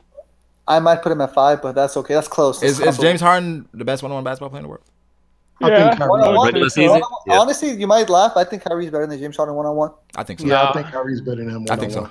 Yeah. I think Kyrie's getting him out of there. One-on-one, Kyrie has way too many moves. Kyrie got too many moves. James Harden got, you can't stop what he's doing. But it's he got the same moves, but it's unstoppable. It's unstoppable, right? But Kyrie is like, he has a wide array, and all of them. Yeah, Kyrie, he's like Kobe. He has every trick. He can do every trick available. But do you give Harden the edge because Harden is 2 inches taller than Kyrie? Nah, I don't. Well, no, because Kyrie is so good. Where it's like, one-on-one. It doesn't even matter because Kyrie can work around it, even though he's shorter. But also, I think Kyrie's better because I think James Harden is not stopping Kyrie. Well, no, James Harden just gonna let him drive. Well, Kyrie, but let's be real though. Is Kyrie stopping James Harden? I think James Harden has a better chance of stopping James Harden than James Harden. But James Harden, bro, you ever seen James Harden on KD? I mean, he had the 2 steals that game. I give him credit for that. But KD had James Harden rocking like one game. I was like, dog, like, are you even trying to stop him? Yeah, he's just killing him. Yeah. So I think Kyrie's better one-on-one, but I understand him saying James Harden. So he has James Harden at 6. Number 5, okay.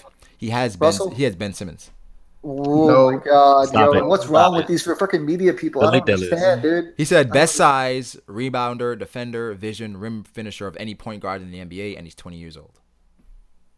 Best vision out of any point guard in the NBA? No, he doesn't. He doesn't have better vision than Rondo or CP3. Like, what's wrong with these media people? Are so dumb. I don't think he's a better rebounder than Westbrook. I don't think he's a better defender than Drew. He's a lazy. You know what he is? He's a lazy rookie. He's a very talented lazy rookie, and I can't. Rim finisher. He's not a better rim finisher than Kyrie. So no. He's not. He's not the best at anything. He's not the best at anything. He has the best size. The best size. Does he?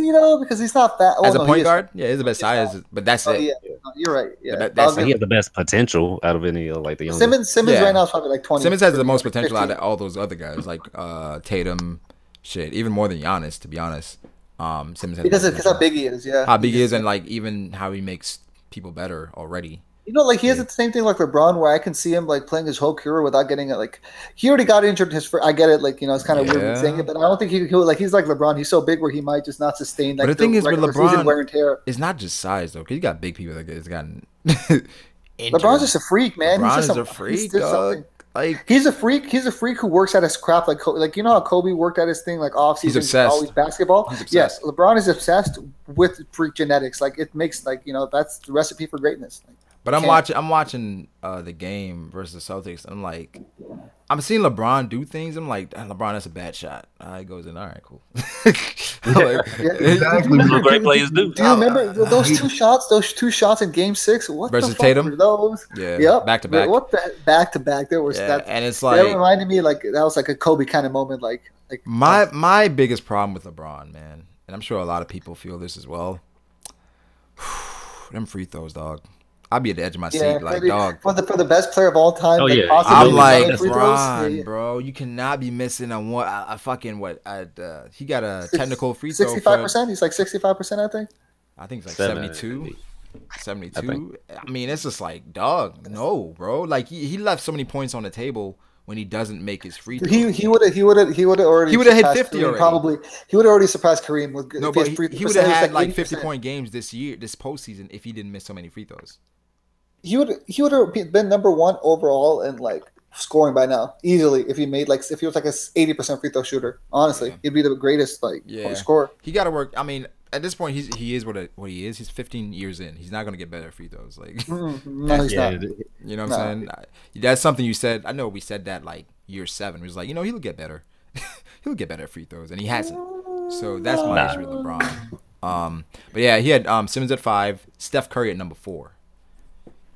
I'll put Steph at like 5. He said the best shooter in the world. He is the best shooter in the world, but I don't. Steph Curry's a weird one. Like he has talent. I don't know. I'll put him at like 5 or 6. Yeah, I feel like if LeBron and Steph were playing together, man, freak. That'd be scary because KD is a great player, but KD doesn't make anyone. But the better. thing is also with Steph plays great off the ball and on the ball. I feel like Kyrie wasn't as great off the ball, where sometimes he's standing around. Where Steph is always moving. Steph is always moving, so Steph is a better off the ball player and spot up shooter as well. LeBron and Steph together would probably be a great. It would be crazy. Best combo of all time. Yeah, it'd be crazy. Yeah, you really can't. You can't beat that. I agree with that. That's sick. That's sick as fuck. Oh, what about LeBron to the Pelicans? Him, AD, Rondo. Instead of getting DeMarcus, you get LeBron. No, because they already have like because LeBron's gonna be get Rondo out wherever he goes. Yeah, I'm gonna say you don't need Rondo. Get Rondo. Yeah, you don't need Rondo. Get JJ Redick. Yeah, JJ Redick, Drew Holiday. JJ Redick, Drew Holiday, AD, and LeBron. Who's their power forward? Power forward. He's not bad. Nurkic ain't bad either. Nurkic. Yeah, he ain't bad. Oh, he might. If you're going, I feel like I can't see LeBron in a fucking Pelicans uniform. I'm sorry, I can't. I can't either. I honestly can't either. Yeah, LeBron would never go to the Pelicans. Yeah, I don't think so. Let me see. All of those players would come to Cleveland before that. Number 3 was Anthony Davis. Respectable. I mean, he's not a top 3. He's probably like a 4. Top 3. I think I replaced him and Kawhi, LeBron. Yeah. Top 3 is those. Everyone knows the top 3, but he is for sure the best player outside those for top 3. The comment was most athletic center in basketball in league history. I mean, Will Chamberlain. I don't think he's more athletic. Was pretty athletic back in the day, bro. People I don't think he's more athletic than Dwight was, bro. Yeah, Dwight was hella athletic. Dwight, bro. Dwight in 2000 and 2009. Oh my god! Like Dwight, first of all, he's banging on everybody. Dwight was a center. He was blocking everything. Yeah, he was a big center who had the same hops as point guards. It was stupid. They're saying is Ben Simmons really on that list? Yeah, he is number 5. He is on this list. Yeah, it's that. Let me put the link. Doesn't make any sense, but okay. Let me put it on in the chat so people can believe me. That's crazy. That took me out. Ben Simmons at 5. Anthony Davis at 3. I'm not mad at it, but number 2, KD. 2. Yeah, number 1, LeBron. Yeah. Of course. I mean, it's true. It's a fact. Number 1, is LeBron. It's been like this for the past 4 years, I feel like. But after every season where LeBron loses, they're like, is KD now the best player in the league? Nah, because KD, listen, man, even if KD beats LeBron 2 more times, 3 more times, I can never put KD in front of LeBron because of what he did. It's just he's a great player, but his legacy is locked. Like, he will never be LeBron. Yeah, he will never be LeBron, Kobe, Michael status because of what he did. It's how it is. He is talented, but he might be just as talented, but he's not. I can't put him in that. He'll never get the full credit he deserves. I saw KD inside the NBA interview, like after the game. Oh, yeah. And he looks so awkward, man. Like it just looks like he's still like dealing with. He's a goofy cat. Whereas like he just doesn't seem like, when LeBron's with the media, he's just like comfortable and he's just like whatever. KD looks like he's still just so guarded and he's just like trying to. Dude, but let's be honest though, the media did him dirty. Like, I mean, he deserved every bit of it. He had burner accounts. They did him dirty. They did him. This man had burner accounts just out here like defending himself and shit. How sad is that? Like, you do that? You know what I'm saying? KD's just insecure. Yeah, he's insecure. I think that's what it is. I feel like that he's just been like that since day one. But I think he has like the potential to become the best scorer the NBA has ever seen. He drops 30. I think if he stayed in OKC, he's already close to it. But I feel like he has to like defer sometimes to Steph and Clay and Draymond, where it's like he's probably not going to score as many points as he probably should. But he can score at will. He could literally, if he really wanted to, he can score like 38 points a season every year. If he really, if that was his goal, I think he could. Yeah, because remember he played at Westbrook, and he averaged like 32 one season. That's what like when he was with OKC, like I swore to everybody, like he was gonna have a 70-point game at some point. What was his top? What was his highest scoring game? 60th, like that's 50? Wild. Yeah, I think he's never like, I don't know, he's never had one of those crazy like Klay Thompson games where he just goes off for 70. His highest scoring game is 54. 50, yeah, see, it was like 54. That's ridiculous. Yeah, it's not a lot. Nothing. I mean, that's not nothing, but compared for to KD, for KD, if Klay Thompson's out here scoring 70, like you think because Bron's like he dropped 70. What's LeBron's like 65, like 60? Nah, he dropped 60. He has 60 something. He had 60 something. 61 against Charlotte, and of course he had rebounds, assists, and all that shit. Oh no! Do you remember the 55-point triple double, or like was there some shit like that? I think didn't they take it away against the Knicks? Oh yeah, they took a rebound away. I think they took a rebound away. Yeah, I remember that. Yep. Yeah, they tried to take his, but KD, he should definitely have a 70-point game. I mean, Kobe with the 81, Clay had 60, Devin Booker had 70.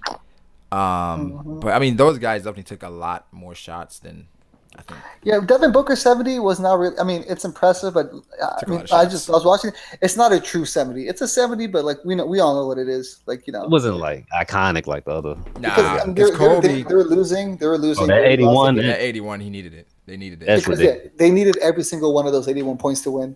That's what's One of the amazing. greatest games I've ever That seen. shit was crazy. Like I go back and watch the highlights to that, and even. Not even. But Oh yeah, me too. Even his last game where he had 60, he won the game at the end. Like that shit was Kobe's final game was amazing. I ain't never been so I hyped. almost like his final game more than the 81-point game, honestly, because it's his final game and he scored 60. That's even more impressive than Kobe scoring 81. Like, Yeah, I've never been more hyped watching the game than that. I was running up and down the hall of my dorm. Was out here doing fadeaways, like final minute. He should be tired. He shouldn't be able to move. He's just out here making buckets. What's going on here? Was a double team, pulled up, hit the jumper. He eliminated Utah from the playoffs that year with that game. I remember. I was laughing. Even in his final game, he's out here breaking hearts. Oh yeah. I mean, I was watching that game. I was like really into that game. That was a crazy. It was a good game. Like at the end, he won it. Ooh. That's the best. Yeah, because he missed like his first like 5 shots, his first quarter was pretty bad. He missed his first 7 shots. Yeah, and then he just went off. He went crazy. He went crazy. But Colin Cowherd is a decent list, I guess, but. Nah, it's not a decent list. Ben Simmons his list is trash. His list is trash as hell. It's creditless. It's pretty creditless. Yeah, but the game tomorrow, Houston, or today, you could say. Look, I know Golden State's gonna win, and I love seeing history and good teams win, but I can't help but want Houston to pull it off some way somehow. I don't know why. I just want to see it. Yeah. I would like to see. If they win, I'm going to the H-Town parade. I don't give a fuck. I'll drive out there. If Houston wins versus Golden State, that's what I wouldn't mind it happening, because it's like I don't want them to be rewarded for the bullshit they got. You know what I'm saying? Like having added KD after barely losing to the Cavs. Like you were like a minute away from losing. You were up in a fucking minute. You were up 3-1 against. You were up 3-1, bro, like, and then you felt like you needed the second best player in the league to complete it. You're like, nah. Like, and Steve Kerr even said it in the beginning of the playoffs. He's like, yeah, KD's great because he kind of put us over the hump. I'm like, what the fuck are you talking about? What hump? What hump? Y'all already won, my nigga. Like what? Like you had already won, and like you could have got it. Yeah. Honestly, you have to factor in Draymond Green getting suspended, and it's like y'all 1 game away from winning another one. Mm-hmm. They could have already had 3. Well, if they won the second one instead of losing, already. KD would not be on the squad. If they won it, beat Cleveland, the second year when they lost, if they won, KD would not be on the squad. Honestly, I don't know. Yeah, honestly, so I do. If he went to a championship team, I would. Oh, that's I don't know what KD, man. I said there was no way KD would go to Golden State. I said it too, bro. I was like, I was like, yo, there's no way. I thought it was OKC or Washington. That's what I remember. I was thinking Washington because he's from DC. So I was he's from DC. John Wall, Bradley Beal. There was a lot of Boston. Yeah, Boston. There was a lot of Boston talk. That's true, but I couldn't see KD in the Boston green. I don't know. Yeah, I can see KD in Golden State, but fuck yeah. I couldn't see him with Golden State, and this man went to Golden State. State. That's the last team, bro. You guys lost. I thought like he would hate Golden State. He's like, nah, I'm going there. Here's a conundrum I have, right? I want Golden State to lose, but I think I have mixed feelings because Golden State people are like regarding them as the best team of this era, right? Not even this. Some people are saying they're the best team of all time. You say that, but if you lose to this Houston team, not even close. CP3, how can you compare them to the '96 Bulls? There ain't. No, that's what confuses. You know what I'm saying? They already lost one. They already lost 1 year. So that's what I'm saying. So it's like, how if they lose to Houston? It's a wrap. It's like you can't compare them. Compare them to the Bulls. And then they're gonna be like, you see, we told y'all that the era back then was a lot better. And it's like, no, for sure. But yeah, if they lose, like they will never ever be compared. They can't live it down. Even if they win next year, like 2, even if they go back to back, they will still never like. If they lose this year, they'll not. If they lost that status, because right now they have it. People will look at them as the second best team ever, up there. But if they lose this year, they're down. Like they lost that status. Yeah, I don't know. I can't see him losing though. I feel like they'll be all right. Nah, I can't see him losing. Especially if Chris Paul don't play. I can't see him losing. Is Chris Paul playing? Do we know? We still don't know. Nah, he's probably out, man. Like, yeah, it's probably. No, I think he's gonna try to play. He's probably gonna try to play, but he'll probably be like 70%. Because when I'm thinking about because he had a hamstring, like pulled hamstring or strained hamstring. Yeah, he had like a grade 2 strain, like a pretty bad strain, not like a simple. So when you think about it, like I think about it in fantasy football, right? When AJ Green had a hamstring strain pulled. So was out for 3 weeks, 2 weeks. Out for like 4 weeks. Yeah, that's true. No, you're right. That's fucking true. He was fucked. You know what I'm saying? So it's like, so bad for Chris Paul. I honestly, out of anybody in the league, I want him to win a ring more than Yeah, that's the only I feel so bad for the dude. Houston His winning. whole career and like the fun. This was his best shot. He had 2 games. Like, that sucks. Because they would have won if CP3 didn't get hurt. Yeah, I do feel for him. Yeah, like, I think they would. And no matter, and we all know if whoever goes to the finals from the West is winning, so he would have for sure. This is like a Steve Nash thing, where that year versus the Spurs, where I think Stoudemire got suspended, or oh my god, I know what you're talking about. the year the Spurs killed the Cavs. Yep. Yeah, where everybody thought the Suns should have beat him. I feel like Chris Paul is going to go down in history like Steve Nash. Who do you think, honestly, in all of history? Because I mean, there's like 3 or 4 names in all of history, the greatest player of all time to never win a ring. Is this Charles? Is it AI? Karl is it Malone. like one of these guys? Yeah, Malone and Karl Malone, man. Yeah, it's Karl and Stockton. I think Karl, man. Yeah, Malone is better than Barkley actually, stats wise, and that's true. Like they battled against the Bulls, man. They were close twice. They had 2 chances. They had 2 chances. You know, they fuck them. And you know what? That's kind of like Al Horford isn't Karl Malone, but he's 0 in the playoffs against LeBron. Like he's never beaten LeBron in the playoffs. But let's be honest, there's a lot of guys in the East who've never beaten LeBron. There's like half the Eastern Conference has never beaten LeBron. Yeah, I mean, look at the and all of them have moved to the West. Look at the teams that have been constructed and deconstructed in LeBron's times. They had like the Pistons. They had the fucking who else was a threat in the East back? They had the Pacers were a threat. They got deconstructed. Who else was a threat? Whoever's a threat, LeBron's outlasted every like good Eastern Conference team. The Celtics were good with KG, beat them. Like God, he's destroyed every team in the East. Like whatever great dynasty in the East, he's destroyed them. Yeah, and it's like I said, people saying that the East is trash. It's like he made it that way though. He because he's so good. He makes everyone else bad. It made them look trash, even though they won like 60 games. They win 60. It doesn't matter how many games they win. Like they still lose to LeBron. You know what's crazy? Like he swept the Raptors who won 60 games. But do you remember the year the Hawks won 66 games? He swept them too. Like what the fuck? Nobody in their right mind thought the Hawks was gonna beat LeBron. Yeah, but like at least 1 game, maybe 2 games. He swept the 66-win team, dude. He swept them. Like I was shocked. Yeah, they had no true all-star. Well, not superstar, man. Yeah, they had like 1 or 2 like they had like 1 or 2 bottom tier all stars. Like I mean, their best player was FT, maybe Paul Millsap. It was Jeff Teague and Al Horford were the 2 best players, and then you had like Millsap was really good. Millsap was like, and then Cal Cole. But I feel like Millsap got better after he left to go to Atlanta. I feel like that's where he was really good. Or where's Millsap at now? Is he in Atlanta or is he? He's in Denver. Yeah, he's in Denver. Then my bad, not Atlanta. He became better in Denver. I feel like that's where he's like I don't know. Yeah. He was good too. Millsap was a beast. Man, that Atlanta team was.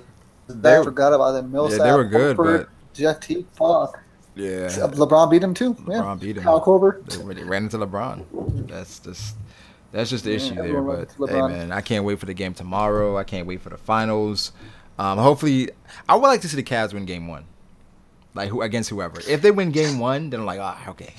That'd be crazy. I don't want to. I just don't want blowouts every game. I don't want to. I don't want to sweep. I don't want to sweep. If LeBron gets swept, I'll feel really bad. I'll feel really bad. Yeah, I don't want to sweep. It's better losing in a Game 7 of a conference finals than getting swept in the finals. I feel that way. I don't know. I'm just tired. Getting swept is just. I don't know. I'm just tired of the same narrative. It's like they said they make it seem like Boston wasn't beating LeBron when he was younger. Yeah, but the thing is, he had nobody. Yeah, he learned. That's like Michael Jordan. It's the same shit with the Pistons and Michael. Same shit. Yeah. As soon as Michael got somebody, like they didn't stand a chance. After LeBron got, as soon as LeBron learned, then he ran them over. They fucking eloped to Brooklyn. All of them. And then Ray Allen said, "You know what? LeBron's pretty good. Let me go join him." Right, that's why let me go hit this. That's why the Celtics got all these picks now. Because that's true. They're so smart. Danny Ainge is pretty much a genius too. Like, he's my god. GM. He's like, a useless ass KG and a useless old Paul Pierce. Yeah, go ahead, take Brooklyn. They're really good. They're great. They'll just give us all your picks for the next 10 years. That's wild. He finessed Brooklyn. So he probably told them, bro, they're just as good as they ever were. Out here getting old ass players. What's his name? Wanted to make a splash.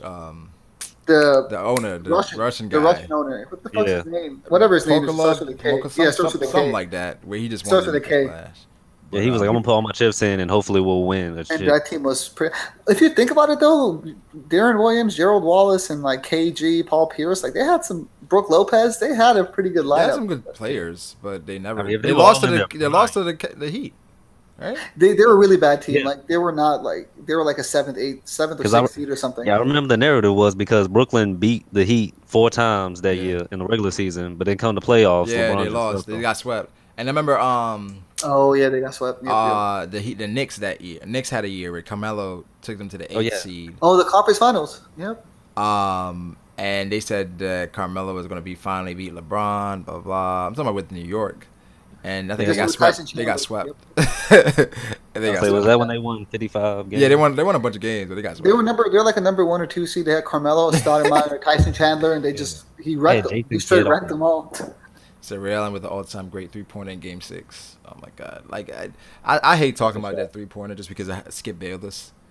I don't like Skip is like Ray Allen saved LeBron's legacy. Like, come on, bro. Like, but if you think about it, all the things that happened before that. If LeBron lost that finals also, and his record was 2-8, 2-9. Oh, but so many things happened. He saved that series. He did. You can't say he didn't. Did Kyrie save LeBron's legacy as well? Yes, he did. Yes. Dog, we cannot say like one play is saving someone's legacy when this guy is putting up like 40, 10, and 10. Because all that 40, 10, and 10 shit would not matter without a ring, and if it wasn't for them, you would not come down to the last play of the game without LeBron. You're not. Listen, Kyrie's been showing that he's not making the playoffs without LeBron. Like he hasn't made the playoffs without LeBron. I mean, with Boston, he would have this year, but I know what this you're year. But it's like before LeBron, before being with LeBron, he's not making the playoffs. Ray Allen, it's true, but I'm saying if Ray Allen misses that shot, the series is over. But you can go back to a bunch of shots like that. If Kyrie doesn't splash on Steph Curry, it's over too. Exactly. And then the narrative I agree with you. They're not in that situation. They're not there LeBron is not there. I understand, but the fact that they're there and like if Kyrie, like we all agree that like it's not Ray Allen, it's not Kyrie, it's LeBron who took him there, of course. But if LeBron lost those 2 championships, he would only have 1 ring. But the thing is, people would be shitting on him heavy. That was to tie the game, right? No, it was to win it, wasn't it? No, it was to tie. It was to tie the game. Yeah, that's right. They had overtime. This was Game 6, and they had to play Game 7. And in Game 7, people forget LeBron. But if they lost Game 6, there was no Game 7. So, I hear you, but I'm saying like LeBron still had to go out and deliver in Game 7, which he hit the clutch jumper in Kawhi's face to ice the game. But nobody talks about that. Well, LeBron doesn't change that moment. You know the narrative of basketball. Nobody talks about that. This year, no one can ever say that again. He had 2 buzzer beaters in the fucking playoffs. That's crazy. Yeah, I mean, playoffs. What he did, the left-handed runner against Toronto. What the fuck was that? That was sick. Yeah, I hate LeBron, but it's hard to hate on him when he hits shit like that. I used to be the biggest LeBron hit because I'm a Lakers guy, a Kobe fan. I used to hate LeBron. Hey, now I gotta respect. People saying, but he needed a shot not lose. Okay, he needs teammates. That's a big surprise. Yes, he needs teammates. That's everybody. Like everybody needs teammates. Have you seen the SNL? Look at Kobe with Derek Fisher and his shots. Robert Horry. Like you need big shots. Have you seen the SNL spoof of the Cavs or no? I haven't seen it yet. I haven't seen it. Are you talking about the one with Gambino? It is so true because they're like what they say is like, we know that we can't get rebounds or make shots for LeBron, but whenever he makes a dunk, we're right there to give him a high five. I was fucking dying. I was dead. So the next year he lost 4-1. They had like 3 minutes. They had like 3 minutes of those skits. It was great. The next year he lost 4-1 to the Spurs. The next year Dwayne Wade was getting his knee drained every other game. Dwayne Wade after Dwayne Wade was only after that LeBron only had Dwayne Wade for about 1 year. The legit Dwayne Wade. Yeah, it was one season. Yeah. After that, Dwayne Wade was injured every season, and he was missing regular season games, playoff games. He missed playoff games. That boy became old in 1 season. He went from a young player to an old player literally in 1 year. I was like, what the fuck is going on here? Like, how is he always injured? How is he always like needing rest? Yeah. Yeah, that series was crazy. How quickly that Miami Heat team. Yeah, I'm just saying how that whole team looked so old when they went up against the Spurs. Yep. They looked it was honest because the thing it was so top heavy, right? It was because what they had on the bench was old players coming to try and get a ring. So after like Braun, Bosch, which Bosch was kind of relegated to you're like Udonis a spot-up Haslam shooter. What the fuck? Because Bosch, like, he couldn't really play to his game, like the post game he wanted to play. And Wade is not a shooter. He was a slasher. So with Wade not being the slasher that he is, versus the Spurs and like Kawhi and Tim Duncan and Tony, nah, man, you're not messing with the Spurs. Yeah, the Spurs team. Tim Duncan, people's like, I forgot about Tim Duncan. He's just boring. He's boring, but he's a top 10 player all the time. He's boring, but he's a top 10 all the time. He is a top 10 all the time. No, he's the best. Yeah, he's definitely top 10. He's the best power forward of all time. Yeah, I have to agree. He has 5 rings. Like, I agree. I think if Malone had won more, but Timmy got it. Yeah. Same. Charles Barkley too. It might have been more like exciting, but never lost more, won more than less than 50 games. They said when LeBron left, Dwayne Wade got healthy. What was Dwayne Wade's stats after LeBron left? It was okay, but it wasn't like he wasn't the old Dwayne Wade at all. He was still like, it was probably like 20 to 21, maybe. Let's look at it. So LeBron left, what, 2015? Yeah, 2015 was, that was his first season with the Cavs. That was the first season with the Cavs, right? 2015, 2016, yeah. Dwayne averaged 19 points per game. Yep, yeah. So that's not Dwayne Wade. Dwayne Wade was like a 45% from the field. That's not bad, though. That's not bad. No, I'm saying with LeBron, he averaged 52. That's LeBron, 54. Though. He makes. Well, yeah, he doing a lot less. He had his best years, field goal percentage wise, with LeBron. Even 3-point percentage wise, he 25% from 3, 26%, 28%. Dwayne Wade. He also never works on that first year without LeBron. 15% from 3. Oh my goodness. So, So Dwayne Wade was not, and after the 19, he had 18, then 11, and 12. So, you know what's really weird? Dwayne Wade with the Cavs was so bad, and then he went to Miami when it got young again. Like, what the fuck was that? Yeah, he just started balling again. He had one out of game. nowhere. I don't know. No. Were you talking about in the playoffs? He was not bad. He became good all of a sudden for like a week or 2 weeks straight. No. He was playing. He was like 3 times better. He had one game where he was really good, right? Then other than that, he was average. Honestly, he was playing better than. Yeah, he was playing better than with the Cavs. Yeah, definitely better than with the Cavs. But I think he was inspired because he's back home. That's true. Probably. But I mean, I don't know. Dirk, 2011 is the year I give LeBron shit for. No, Dirk just went out. There's no way they should have lost. They shouldn't have lost to the match. No way in hell. LeBron choked. It's a fact. Like that. That's the one time you can say yes, he's a choke artist, because that series LeBron choked every 4. I think it was what was it? He scored like 2 points in the 4th quarter of every game in that series or some shit. Like he never crossed more than. He was definitely deferring to Wade because Wade had a good finals. Chris Bosh could not stop Dirk. Dirk was killing Chris. That doesn't get talked about at all, but Dirk was killing Chris Bosh. Dirk was fucking crazy, dude. Dirk was unstoppable. He was gonna get his ring. But LeBron definitely choked. Honestly, that's the finals that I look at LeBron. I'm saying, that probably ruined his legacy. That's the one that ruined his legacy. If I think there are 2 finals that I think could have changed the narrative on LeBron. If he had won them, then this Michael Jordan conversation would have more credence. The Spurs, and the Spurs. And honestly, 2011, because if he beat the Spurs at 23, then they're like, holy shit! Oh, he would team that he has and beat that Spurs squad that ran through that West. I was like, okay, and it would have been a 3-peat. Yeah, you really right. Can't argue. And then versus the Mavs, you should have won. Then he would have had 1, 2, 3. He would have 5 rings. He would have 5 rings. He'd be the best of all time. He'd have 5 rings with the numbers that he has right now. Also 2015, if Kyrie and Love didn't get hurt, they're beating Golden State. Yeah, they're beating Golden State. No, I agree. Both of them, yeah, I agree. 6 rings. You see what I'm saying? Like, it's crazy, like how shit changes. Fate's a bitch, dude. Fate could fuck your life up. Like, imagine. Let me tell you this though. Let me tell you this. Kobe could have been the best of all time if they beat the Pistons. Those Pistons. Yeah. The thing is with Kobe, the problem with Kobe is that Kobe, like, that's why his whole detail thing, I love it, right? I love the idea of it. But it's a little bit funny. boring. It's funny coming from Kobe Bryant, right? Because Kobe Bryant, he has an offensive arsenal that few can even measure up to. Right? Not even close. Yeah. Right. As far as moves that Kobe has, from pump fakes, like Kyrie's probably most skilled player of all time. Right. Yeah. Probably the most skilled player of all time. Mm-hmm. Yes. But for some reason, every game, Kobe finds a way to take at least 7 terrible shots with 3 people in his face. But that's just Kobe though, because he didn't trust his teammates. He didn't trust his teammates at that point. He's the best difficult shot maker in the league ever, right? But he didn't have to take those shots. Probably. He didn't have to. I agree.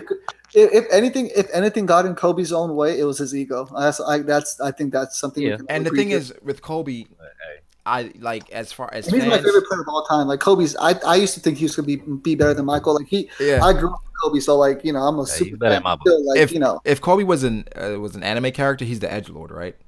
And LeBron is like the main character. Yes, like you know what I'm saying. There's always like because people love to hate. People hate the main characters typically because they're normally about team.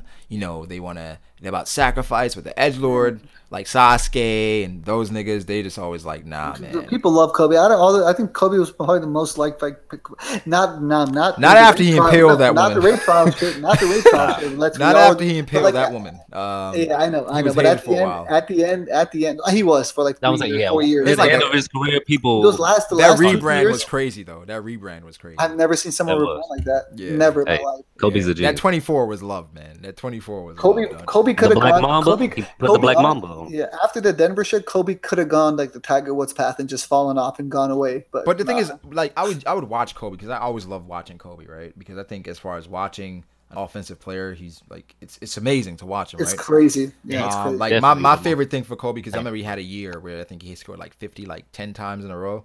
Mm-hmm. And he scored 40. And he scored 40 like 15 times in a row. So that year, I think the NBA that was a rape trial year. The NBA hadn't seen this move a lot, but it was Kobe. He would pump fake, and then spin off you, and then have like a wide open jumper, kind of like a floater. Like he would like do that every single time. I remember he did that to the Nuggets. Right, he did him every single time. Pump fake, fucking spin off, easy jumper, right? Or he can pump fake, spin, and like bounce it off the backboard and play it up. He does that. He was killing dudes, right? But Kobe, even while doing that, he would come down and have like 2 players on him pull up, and it was like he'd make some of them. I mean, less than he'd make less than he would miss. But it was like, why, Kobe? Like, why are you taking that shot? You know what I'm saying? And the thing is, because he's Kobe Bryant, you're not gonna tell him not to take that shot. And the thing is, when he makes it, it looks fucking beautiful. So it's like people remember those moments that it goes in than the moments that it didn't. So I think with Kobe, the reason why he could never be considered the GOAT is because of how Michael Jordan was efficient. That's what number his percentages are too low to be the GOAT. His percentages. That's the only thing. I agree. Michael Jordan, as many shots as he took, I think his career was 49%. Kobe's is like 41. Like Kobe's is low. I think the worst shot taker or the worst percentage as far as like in the league was Allen Iverson. Oh my God! I remember a lot of bad shots. Yeah, Allen Iverson did not care. He did not, but he had to. But you remember, exactly. You understand it. Yeah, he never played on good teams. But Iverson, his high moments, they're so high, you kind of sometimes forget like he took a lot of bad shots. But I mean, I love Kobe. I absolutely love him. He took a lot of bad shots too, though. Like he took a lot of bad shots. Yeah, I mean, I think Kobe's like I said, one of my favorite players ever to watch. I think LeBron is definitely up there for me. Derrick Rose is probably still my favorite player to watch. Well, not now, but back in the day. Back in the prime. Derrick Rose was like before the knees gave Before the knees, Derrick Rose was moving at like a different speed, man. Yeah, I couldn't. Different speed than everybody else. And the thing is, it was with control. You know what I'm saying? Yeah. He wasn't like Westbrook. The way he would tomahawk dunk on people was just crazy. Yeah, like he had one of the most killer crossovers. His crossover was crazy. Yeah, his in and out. And then when he jumped, it literally looked like he had fucking rock. Like he would like explode off the ground. Like it was insane. Yeah, it was wild. It was wild. Derrick Rose was one of my favorite players to watch back then. I mean, Kobe's right there because I think Kobe's shot is probably one of the most beautiful shots. Ever. I know now like the idea of a beautiful shot has changed because Kobe, you can tell Kobe kind of worked on his shot and he got better. Because it's not like a natural like shooting. It's like you can tell Kobe spent a lot of time working. Because if you look at his shot when he first came into the league and his shot when he left, it's like not even close. Yeah. But Derrick Rose had all the potential. I mean, he did. He definitely had a lot of potential. He still has potential. It's just I think his mind's like after that shit happens. Because remember, having 3 years, he had like 4 years in a row, bro. He got hurt 4 years. Yeah, he's like trapped. Like honestly, if someone could hypnotize him and get him out of his mind, he could probably still be an all-star if he had no worries. But how can you not have worries? That like it's just he's trapped in his own mind after all that, and who wouldn't be? It's impossible not to. I don't even know if he still wants to play basketball. Now he he wants to play. I mean, it's just he has like when he went to the Bucks. He's on the Bucks, right? The Wolves, the T-Wolves. Maybe he had like a great. Yeah, time. that's the Wolves. That's what I'm saying. He had some moments like with the Wolves. He was like he was looking like old Derrick Rose here and there. Like he still has some flashes of brilliance. Yeah, he definitely had some great some great moments. Hold up. There's a race war in the Discord right now. Oh Lord. A race war? What the fuck? I don't know if I even want to get into that. Oh, God. A race war in Discord. I've stayed away from Discord for a little while. Yeah. I'll probably jump in a little later. I'm in this. Yo, shout out to the chat for coming through. Appreciate y'all coming through as well, talking some basketball, man. I think I'm gonna have another stream before the finals. Just so we can talk as far as like matchups. Hopefully Houston wins because I would like to see if LeBron doesn't win. I like Chris Paul to win, and then I agree. I would like to laugh at Warriors fans because I don't like Warriors fans because they're all like kids that are fucking like 14 who wears they don't know basketball. They wear their Warriors hat backwards. And, Warriors fans do not know basketball. You can be like, okay, why don't you name me like 5 of your players from like when you guys were like beat the #1 seed in Dallas. They're like, Baron Davis. Baron Davis is trash, man. Steven Jackson trash. He's like Monte Ellis is a fucking trash ass player. Like these guys don't have any like loyalty. You can tell they're just new bandwagon fans ever since KD or came where they won a ring. Yeah. Also, if you want to stream, hit me on Twitter if you want to join the NBA group chat. I'll add you to that. That's always a good time. Every time a game is on, even when a game isn't on. It's always going on. We're always talking some shit in the chat. That's always fun. So let me know if you want to be a part of that. I say nobody cares about Barkley. Charles Barkley, man. I like Barkley, but are you talking about? He's not. He's great, but I feel like I don't know. He's probably the second. He's probably like the 3rd best player to ever win a ring. Yeah, he's definitely up there. Yeah, he's definitely up there. Oh shit! What about the donations? Oh, I didn't know I had some. Let me see. Also, Reverie Saturday at 5 p.m. EST. Wait, what? Yeah. Oh, baby, really? Yeah. Please tell me you're hosting it, dog. Nah, I'm hosting it. You are? Yeah. Hey, nah, nigga. See, we're making dreams into reality out here. Man, I'm hosting it, so we're gonna definitely get it popping. Also, if you got topics, send me topics on Twitter that you want us to talk about. I mean, we got some stuff planned already, but I definitely want it to be a fun stream, a fun discussion. Who you think about inviting? Like all the big cats and just like a couple like locals or what? So just like so whoever wants to come can join or what? It's gonna be the guys from the Reverie chat. So like the Roger, the Sawyers, the Rogers, like the Kings and all that. Those guys, and of course I'm gonna try to get some people in there as well. Dustin and Ty. Yeah, they're in the Reverie chat as well, so they're gonna be there. Of course, yeah. But yeah, I'm gonna try to get some people from Discord. But let me see. Let me read these donations real quick. Omnihart said, just when I thought I was gonna get some sleep, I guess that's when I started streaming. He said 5 minutes in and Froop starting the bobbin level arguments. I guess that's when Fruit was talking about losing Iguodala is the same as losing CP3. Yeah. That's he was Tell you, man. This This garbage. I can agree. Yeah, Chris Fruit was Paul and tripping. Iguodala Fruit are was not the tripping on same. This man be talking out his ass. Edgar Kia says Kyrie's old team and new team doing good without him. He's rethinking the Earth's shape. Damn. That's fucked up, dude. That's dirty. He's like, maybe it's not us. Maybe it's me, man. Yeah, maybe I'm just tripping. Kyrie know he's cold. Omniheart also says Olajuwon, Jordan, Stockton, and Barkley in '84. Are those the? Well, is that a draft class? Ooh. Oh yeah, that's a nice one. That's a nice one, actually. Yeah, that's Fuck. true. It's hard to compete with that because they're all that might just be Hall of Famers. There's like four. There's four really like impressive. There's the Jordan one. There's the Kobe one. The Kobe Allen Iverson one. There's the one you just mentioned, and now this era and the LeBron one. Yeah. Those are the four big ones. Yeah. They say why you got the tie pickup? Yo, that's not a picture tie. Yo, got you. Y'all got you with that, man. And then we have Marcus Smart's flops are GOAT level. I mean, he always gets them. Like, he gets all the flop calls because you can't really tell if it's a flop or not. Well, he works at it. You can tell he's in a mirror flop. He knows how to play the game, man. That's a good flop. When you don't know it's a flop, that's a good flop because I'm like, damn, LeBron fucked him up. Then I looked at it, I was like, he didn't even touch him, dog. He's a good actor. He's probably one of the top like 2 or 3 like floppers. LeBron's up there too, but LeBron used to. He doesn't do it as much anymore. He used to. He said he gave up on it. He realized Miami. Because the thing is, he never got the call. He's a flop god. He never got the call. The thing is, what would happen? Nobody believed him. Nobody believed him, bro. He's too big to be like. It was like, nah, come on, dog. Nobody's sending you away. You can't run into a point guard and say, "Oh fuck, I'm like, I'm falling down." Like, oh, nigga, you 270, you're fine. You're the biggest nigga on the court. Admiral Urameshi says Kevin D. Durant. What? Kevin D. Like, okay, I get Kevin D. Durant. Stop it. Yeah, I get Kevin it. he's not the one Rogers waiting for, man.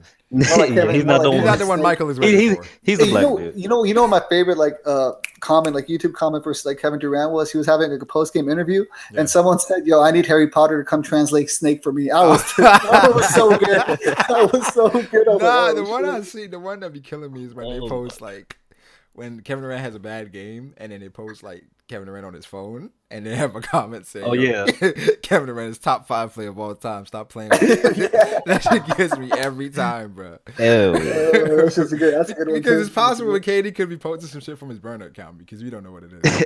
Yeah, you never know. The fucking username they always use is like, "Yo, KD top fan 35."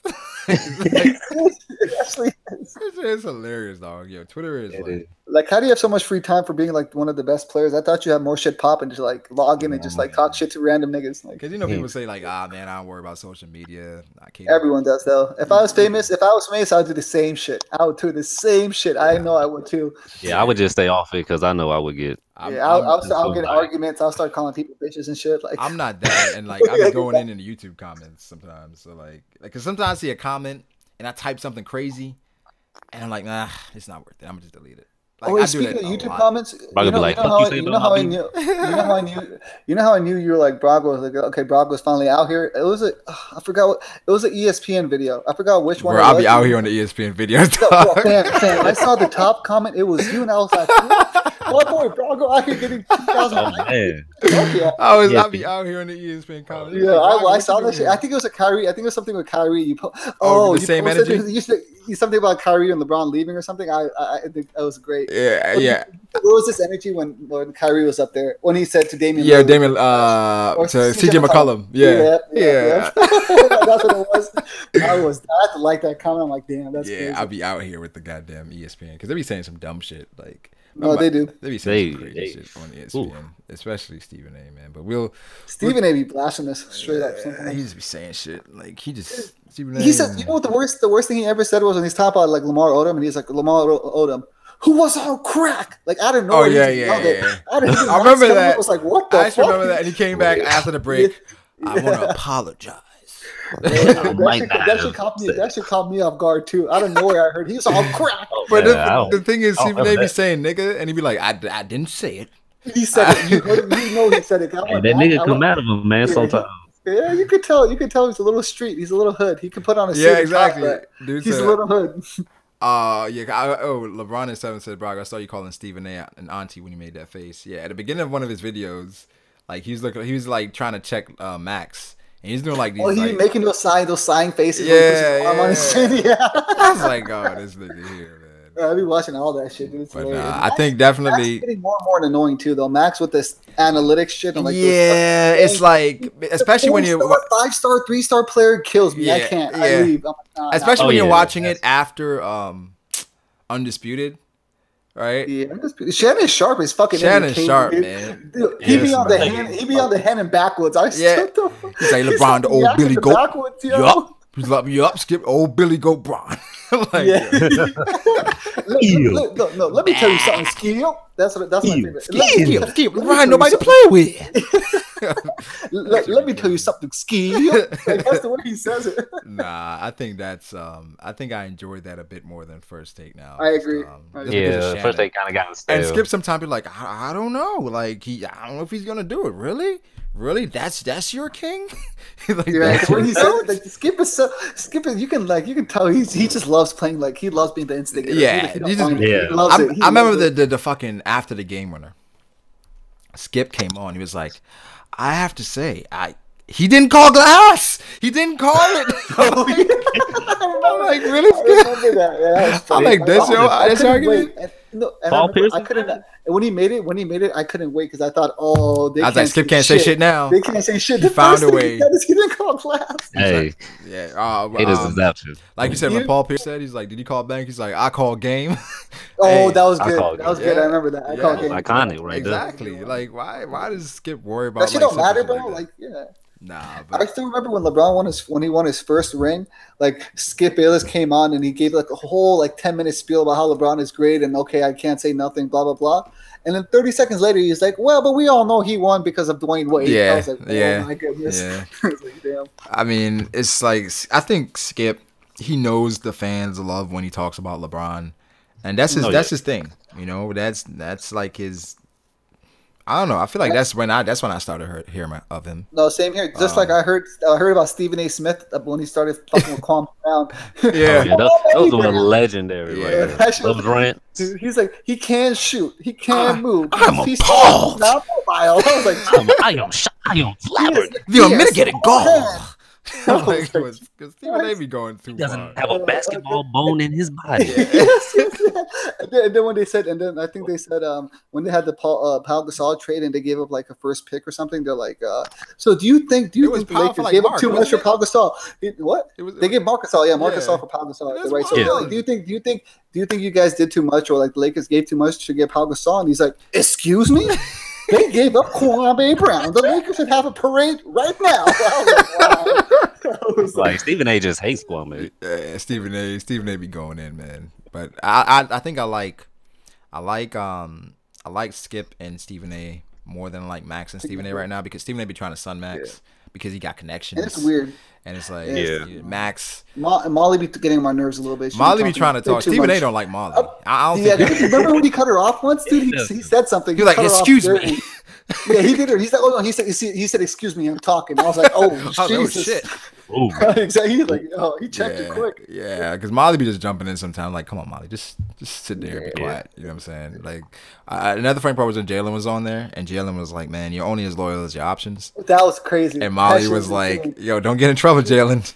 Yeah, when he said like, true story. He slipped. Like, he almost dry snitched on himself. You can't say that. He was about to. You can't say that when your girl is right there on the show with you. Yeah, that's fucked up. Only as loyal as your options. Nah, you can't say that shit. But I think Undisputed is fire. First things first. I never watched because I hate Chris. What's his name? Not Chris Carter. The other guy. Nick Wright. I hate that guy. Nick Wright be just. Hey, he be pulling them numbers though.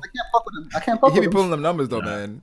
He be pulling them numbers. Like, I don't agree with the shit Nick Wright be saying, but I'm like, dog, he went fucking deep for these numbers. He has his facts. He's like, LeBron is the first person to score 49, 7, and 3 in NBA history. We're like, dog, like really specific numbers there. But nah, that shit. I hate when ESPN does that. ESPN be pulling these fucking numbers. I'm like, come on, dog. Like, LeBron is the first player to, like, for 13 games in a row to average 35, 7, and 6. Like, okay. Okay, like, what's up with the 7 and 6? Just hit 35, 5, 5. It's cool. It's the same shit. It's not going to change my opinion. But if they do 35, 5, and 5 on Tuesdays in the month of March. Tiago Splitter. Shrek Savage just reminded me of that. He hated Tiago Splitter. Oh, Tiago Splitter. Yeah, he hated Tiago Splitter. Yeah, he hated him a lot. There was another one too. Smush Parker was a good one. Smush Parker was one he always got on. Oh my God, Smush Parker. Yo, he be getting on J.R. Smith now though. Like he be getting on J.R. He do.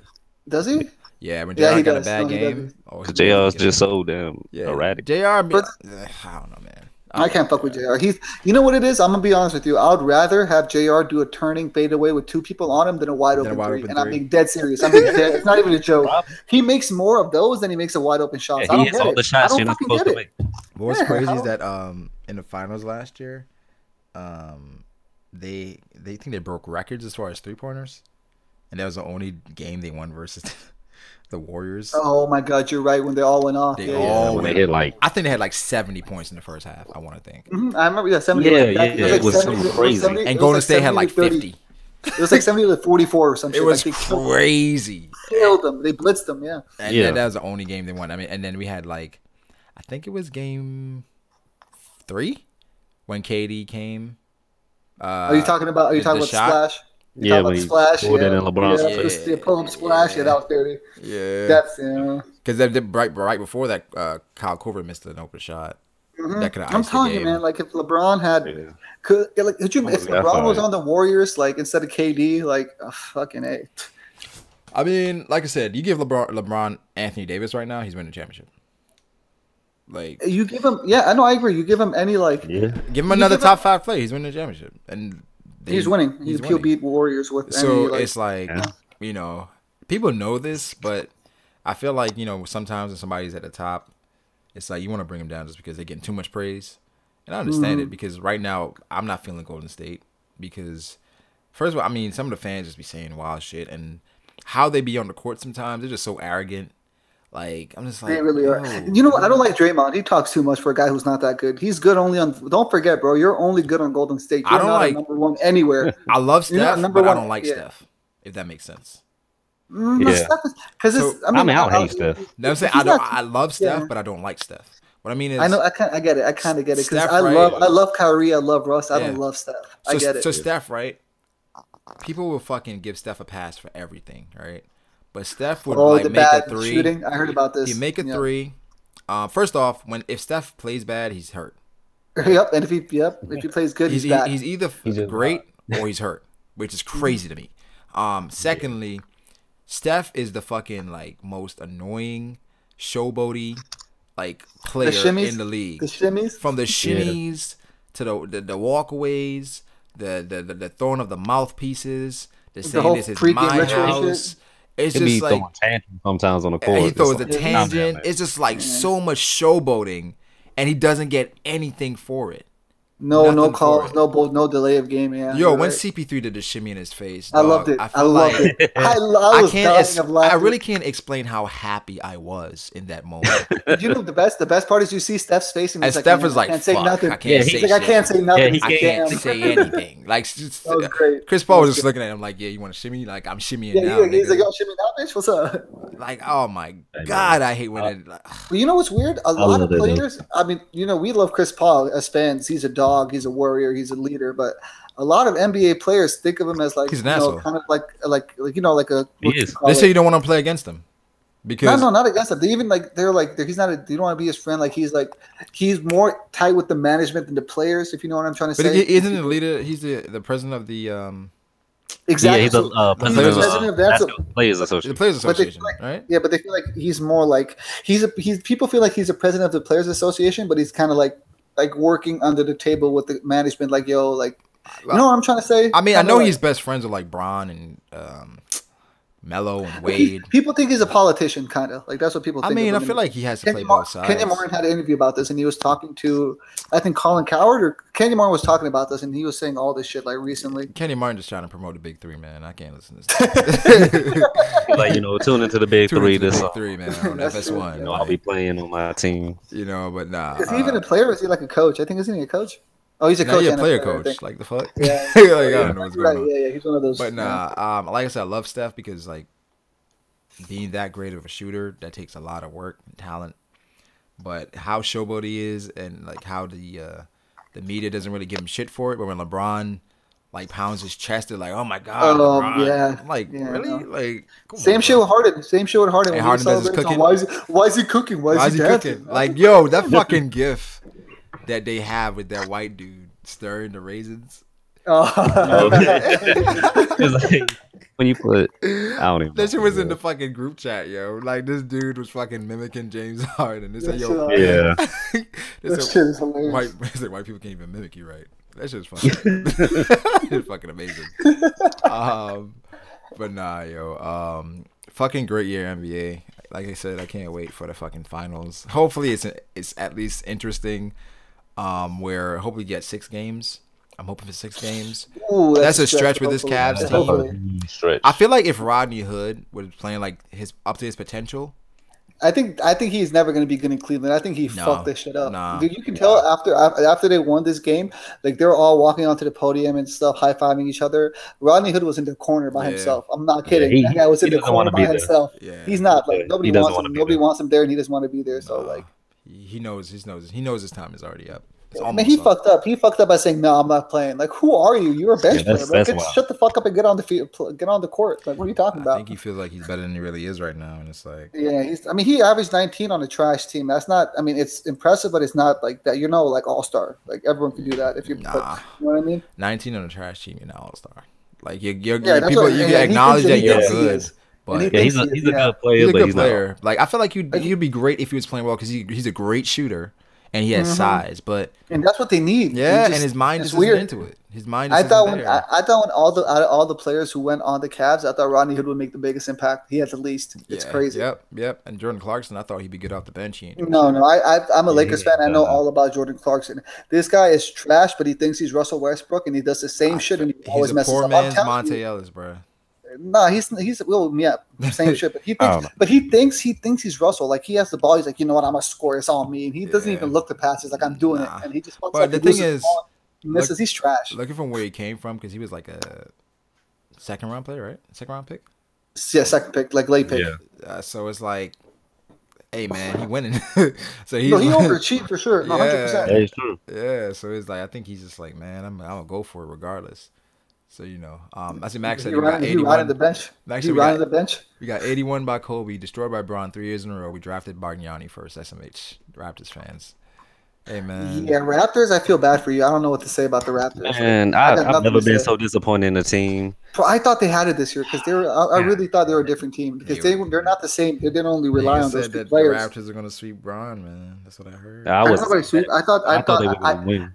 I said Raptors in 6, Raptors in 7, because we just saw how we saw 7 games with Indiana, and then he goes and sweeps the Raptors. Like I don't know who to blame. Is it fucking? Is it the coach? Or is it DeRozan? Is it Lowry? Is it just everyone? It's the whole organization. Like you can tell after game 1, once they lost that game, like their heart was snatched. No, you're right. Like, they had no confidence after that. Jason Tatum sent LeBron a Twitter message and said to follow him. On Twitter. Really? What? To follow him when he was younger. Oh yeah, I remember that. Yeah. That. But that's he told LeBron follow. He said follow me because I'm gonna be good. Yeah, just follow me. Yo, can you please follow me back, Brian? Follow me because I'm gonna dunk on your ass and team. I don't think you saw that coming, but that's like. I mean, I think that's gonna happen more and more the longer LeBron plays. You're gonna have players that looked up to him, or even Jason Tatum was in his camp. Terry Rozier was at his camps back in the day. He's at that age. Yeah, how crazy is that? A dude is at your camp, and now you're trying to be. I think LeBron's trying to play, and he wants to play with his son. He said that. But he wants to, but how many more? Because his son is what 15 years? For like 3 or 4 years. Because you gotta. I don't know. If the rules change, then it's like you go straight from high school. Then he'll play 1 year maybe. Is LeBron gonna be in the league 4 years from now? Of course. If he don't get hurt, he's not gonna be the GOAT, but he's gonna still be like a. He doesn't get hurt. Yeah, he'll definitely be playing. He'll be like a. I would say like a good to all-star level player in 4 years. That's all. He's not gonna become trash. He'll be at least Rondo this year. Better. Right. That could shoot. Yeah, he'll be better. 4 years from now, he'll be 37. So yeah, but it's just his body. Like I feel like that boy's body is he's different, dude. 37. He could play till 40, and he can still be okay till 40, and that's crazy to say. I think it just comes down to injury. If he doesn't get injured, he can play up to 40. Yeah, this is a D-Wade son. I mean, his son is cool. I think LeBron's son is gonna be better, but LeBron's son is the best thing I've seen from like a from like a LeBron's son. No, LeBron's son is actually like he is fucking. You see Shaq's son? Shaq's son, he's a high recruit. Sharif, the big boy, he's pretty good actually. He's pretty good. Pretty nice. He plays more like Anthony Davis than his dad. Exactly. Yeah. I mean, his dad. I mean, I don't think he has any sons that plays like him, to be honest. I mean, like, because his wife was short as shit. Like she's like a normal girl, she's like 5'5" or some shit. Yeah, so it's like you know. They don't have the size or the weight. You see Mutombo's kid, Bobo. You know what I'm talking about? Bobo Mutombo? No, he's not.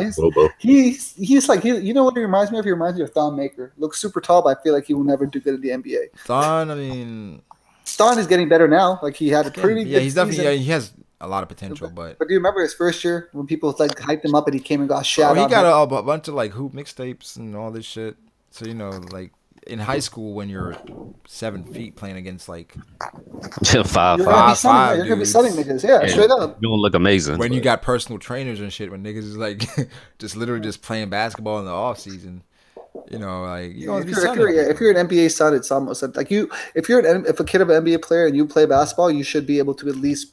You should at least get a college scholarship, right? I think you should when you're playing in like AAU, if you're like a 4th grader, you should be able to at least play with like 6th graders. You should get a college scholarship. But I feel like, are you gonna have the drive because you already got everything you ever wanted? You know that's the thing. You're gonna be well off. So you're already well off. So it's like some kids like Steph Curry had the drive, like Klay Thompson. But the thing is, you have certain players that you know. Like Michael Jordan's son. Michael Jordan's son had no drive. I mean, his dad is fucking. Michael Jordan. Yeah, that's a lot of pressure. You know, he's never gonna live up to that. Never. You know he could be the best. Yeah, you're right. No, yeah, like no hard. matter how. But LeBron's kid though, LeBron's kid's looking like he might just fucking. You know what I'm saying? Like Ace would never live up to LeBron's legacy. Like Ace would never live up to Roger. Like Ace was never gonna be Roger, bro. I'm telling you, LeBron's kid. Like I've seen a lot. Like I see like a lot of these. Like this past 15-year-old and like a LeBron, as a kid at his age, I've never seen anyone do it. Like anyone, a kid at his age, he's just. So you really think he can match LeBron's legacy? No, probably not. Probably not. But nobody. I don't think he has a better chance of any other like famous celebrity's kid of getting to his dad's level. He has. I don't know, man. Like I'm telling you, bro. LeBron's son is fucking good. Like he has like. He has like a fucking he has like a college player's IQ, a basketball IQ, and he's like what 7th grade? I'm not even kidding. He's smart. Like the shit he does is making like weird full court bounce passes. I was like, fuck, dude. Okay, that's not bad. Yeah, I mean, listen, man. But he has he's the only person who might be able to no, Kobe's son won't be Kobe. Well, Kobe only has daughters, so that sucks for him, but. Like you know what I'm saying? Like LeBron's son has a chance. I don't think Dwayne Wade's son could be Dwayne Wade. We got some tall ass daughters though. Exactly. Yo, one of his daughters. I don't know if you saw. I don't know if you saw a video, but one of his daughters is a beast. Like she got some. Like she can shoot. There was a clip of him like training one of his daughters. She's not bad. Watch.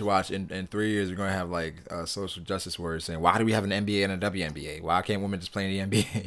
Man, this kind of shit pisses me off. Like that's like the Girl Scouts because now Boy Scouts. Oh yeah, I seen that. You know what's crazy? You know what's crazy? As soon as they changed their names, I think they lost how many percent? Like 30% of those. Like, guys, why the hell would you change? It's the Boy Scouts of America. Exactly. Half the people left like, fuck this shit. I ain't no scout. I'm a Boy Scout. The point of the Boy Scouts is because it's for boys. Yeah, and you have a Girl Scouts for girls. Now all of a sudden you say, why can't girls join the Boy Scouts? Sometimes I feel like gender. Like I understand it. It's not like gender ain't like race. Like you know, there's no point of being racist. There's no point of saying, okay, you're Asian, you're something else that you can't. If you're a guy and a girl, it's different. Like I'm not saying opportunities are cool, but sporting events, like okay, what's next? Man, what's next? Oh, you know, UFC. Why can't man fight women in boxing? Exactly. Like, what the fuck? How far are you gonna take this shit? Like we gotta acknowledge that men and women are just built different. Mayweather were like, yo, I want Ronda Rousey. Yeah, no, fuck out of here, bro. Like, no, like race, I get it. Like at this point, day and age, like there's no race should not be a boundary at all. But gender, it's a boundary, and it's supposed to be.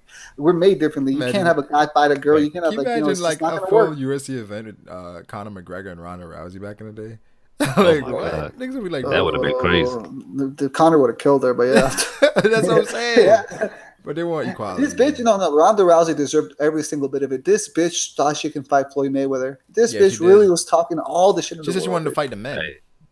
Yeah, she's like she was on top of the world. You know, Cain Velasquez was the UFC heavyweight champion, 250 pounds monster. She was talking about, I wonder if I can submit him.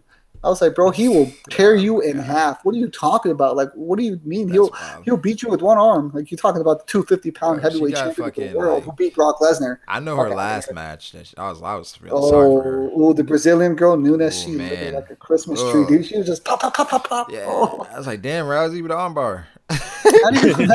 And you know, actually, I felt bad. She looked like she didn't know. Like, she looked lost. She was just standing there. Like, she looked like she didn't belong. It was crazy. The huge claim to fame was that she was dismantling opponents in like less than a minute. 10 seconds. Yeah. There was one fight. There was one fight where she like the first 10 seconds she caught it on the armbar. So that's what it's her thing. Like, she's so much better than everybody else. Like, yo, like, you got to see how people are in like these endurance. It's an illusion, though. Everything is illusion. Like, unless like, you know, fights. Like, you never, we talk about like, what's his name? Anderson Silva would never lose a fight, or like Mike Tyson will be like, you know, like everybody loses, man. Sooner or later, it's all gonna. Conor, people talk about Floyd is the only guy to escape that shit because he's tactical. Floyd picked his at all times. That's what I'm saying. That's why Floyd is not a real like. Floyd, he knew what he was doing. He's a businessman. Yeah. If Floyd said I'll fight anybody at any time, he would not be undefeated, and that's a fact. Even though I still say he's the best technical boxer, but he would lose to somebody. Yeah. He would get caught. You know what I mean? Ali lost. Like, everybody. Exactly. Sooner or later, you lose. He's still a go.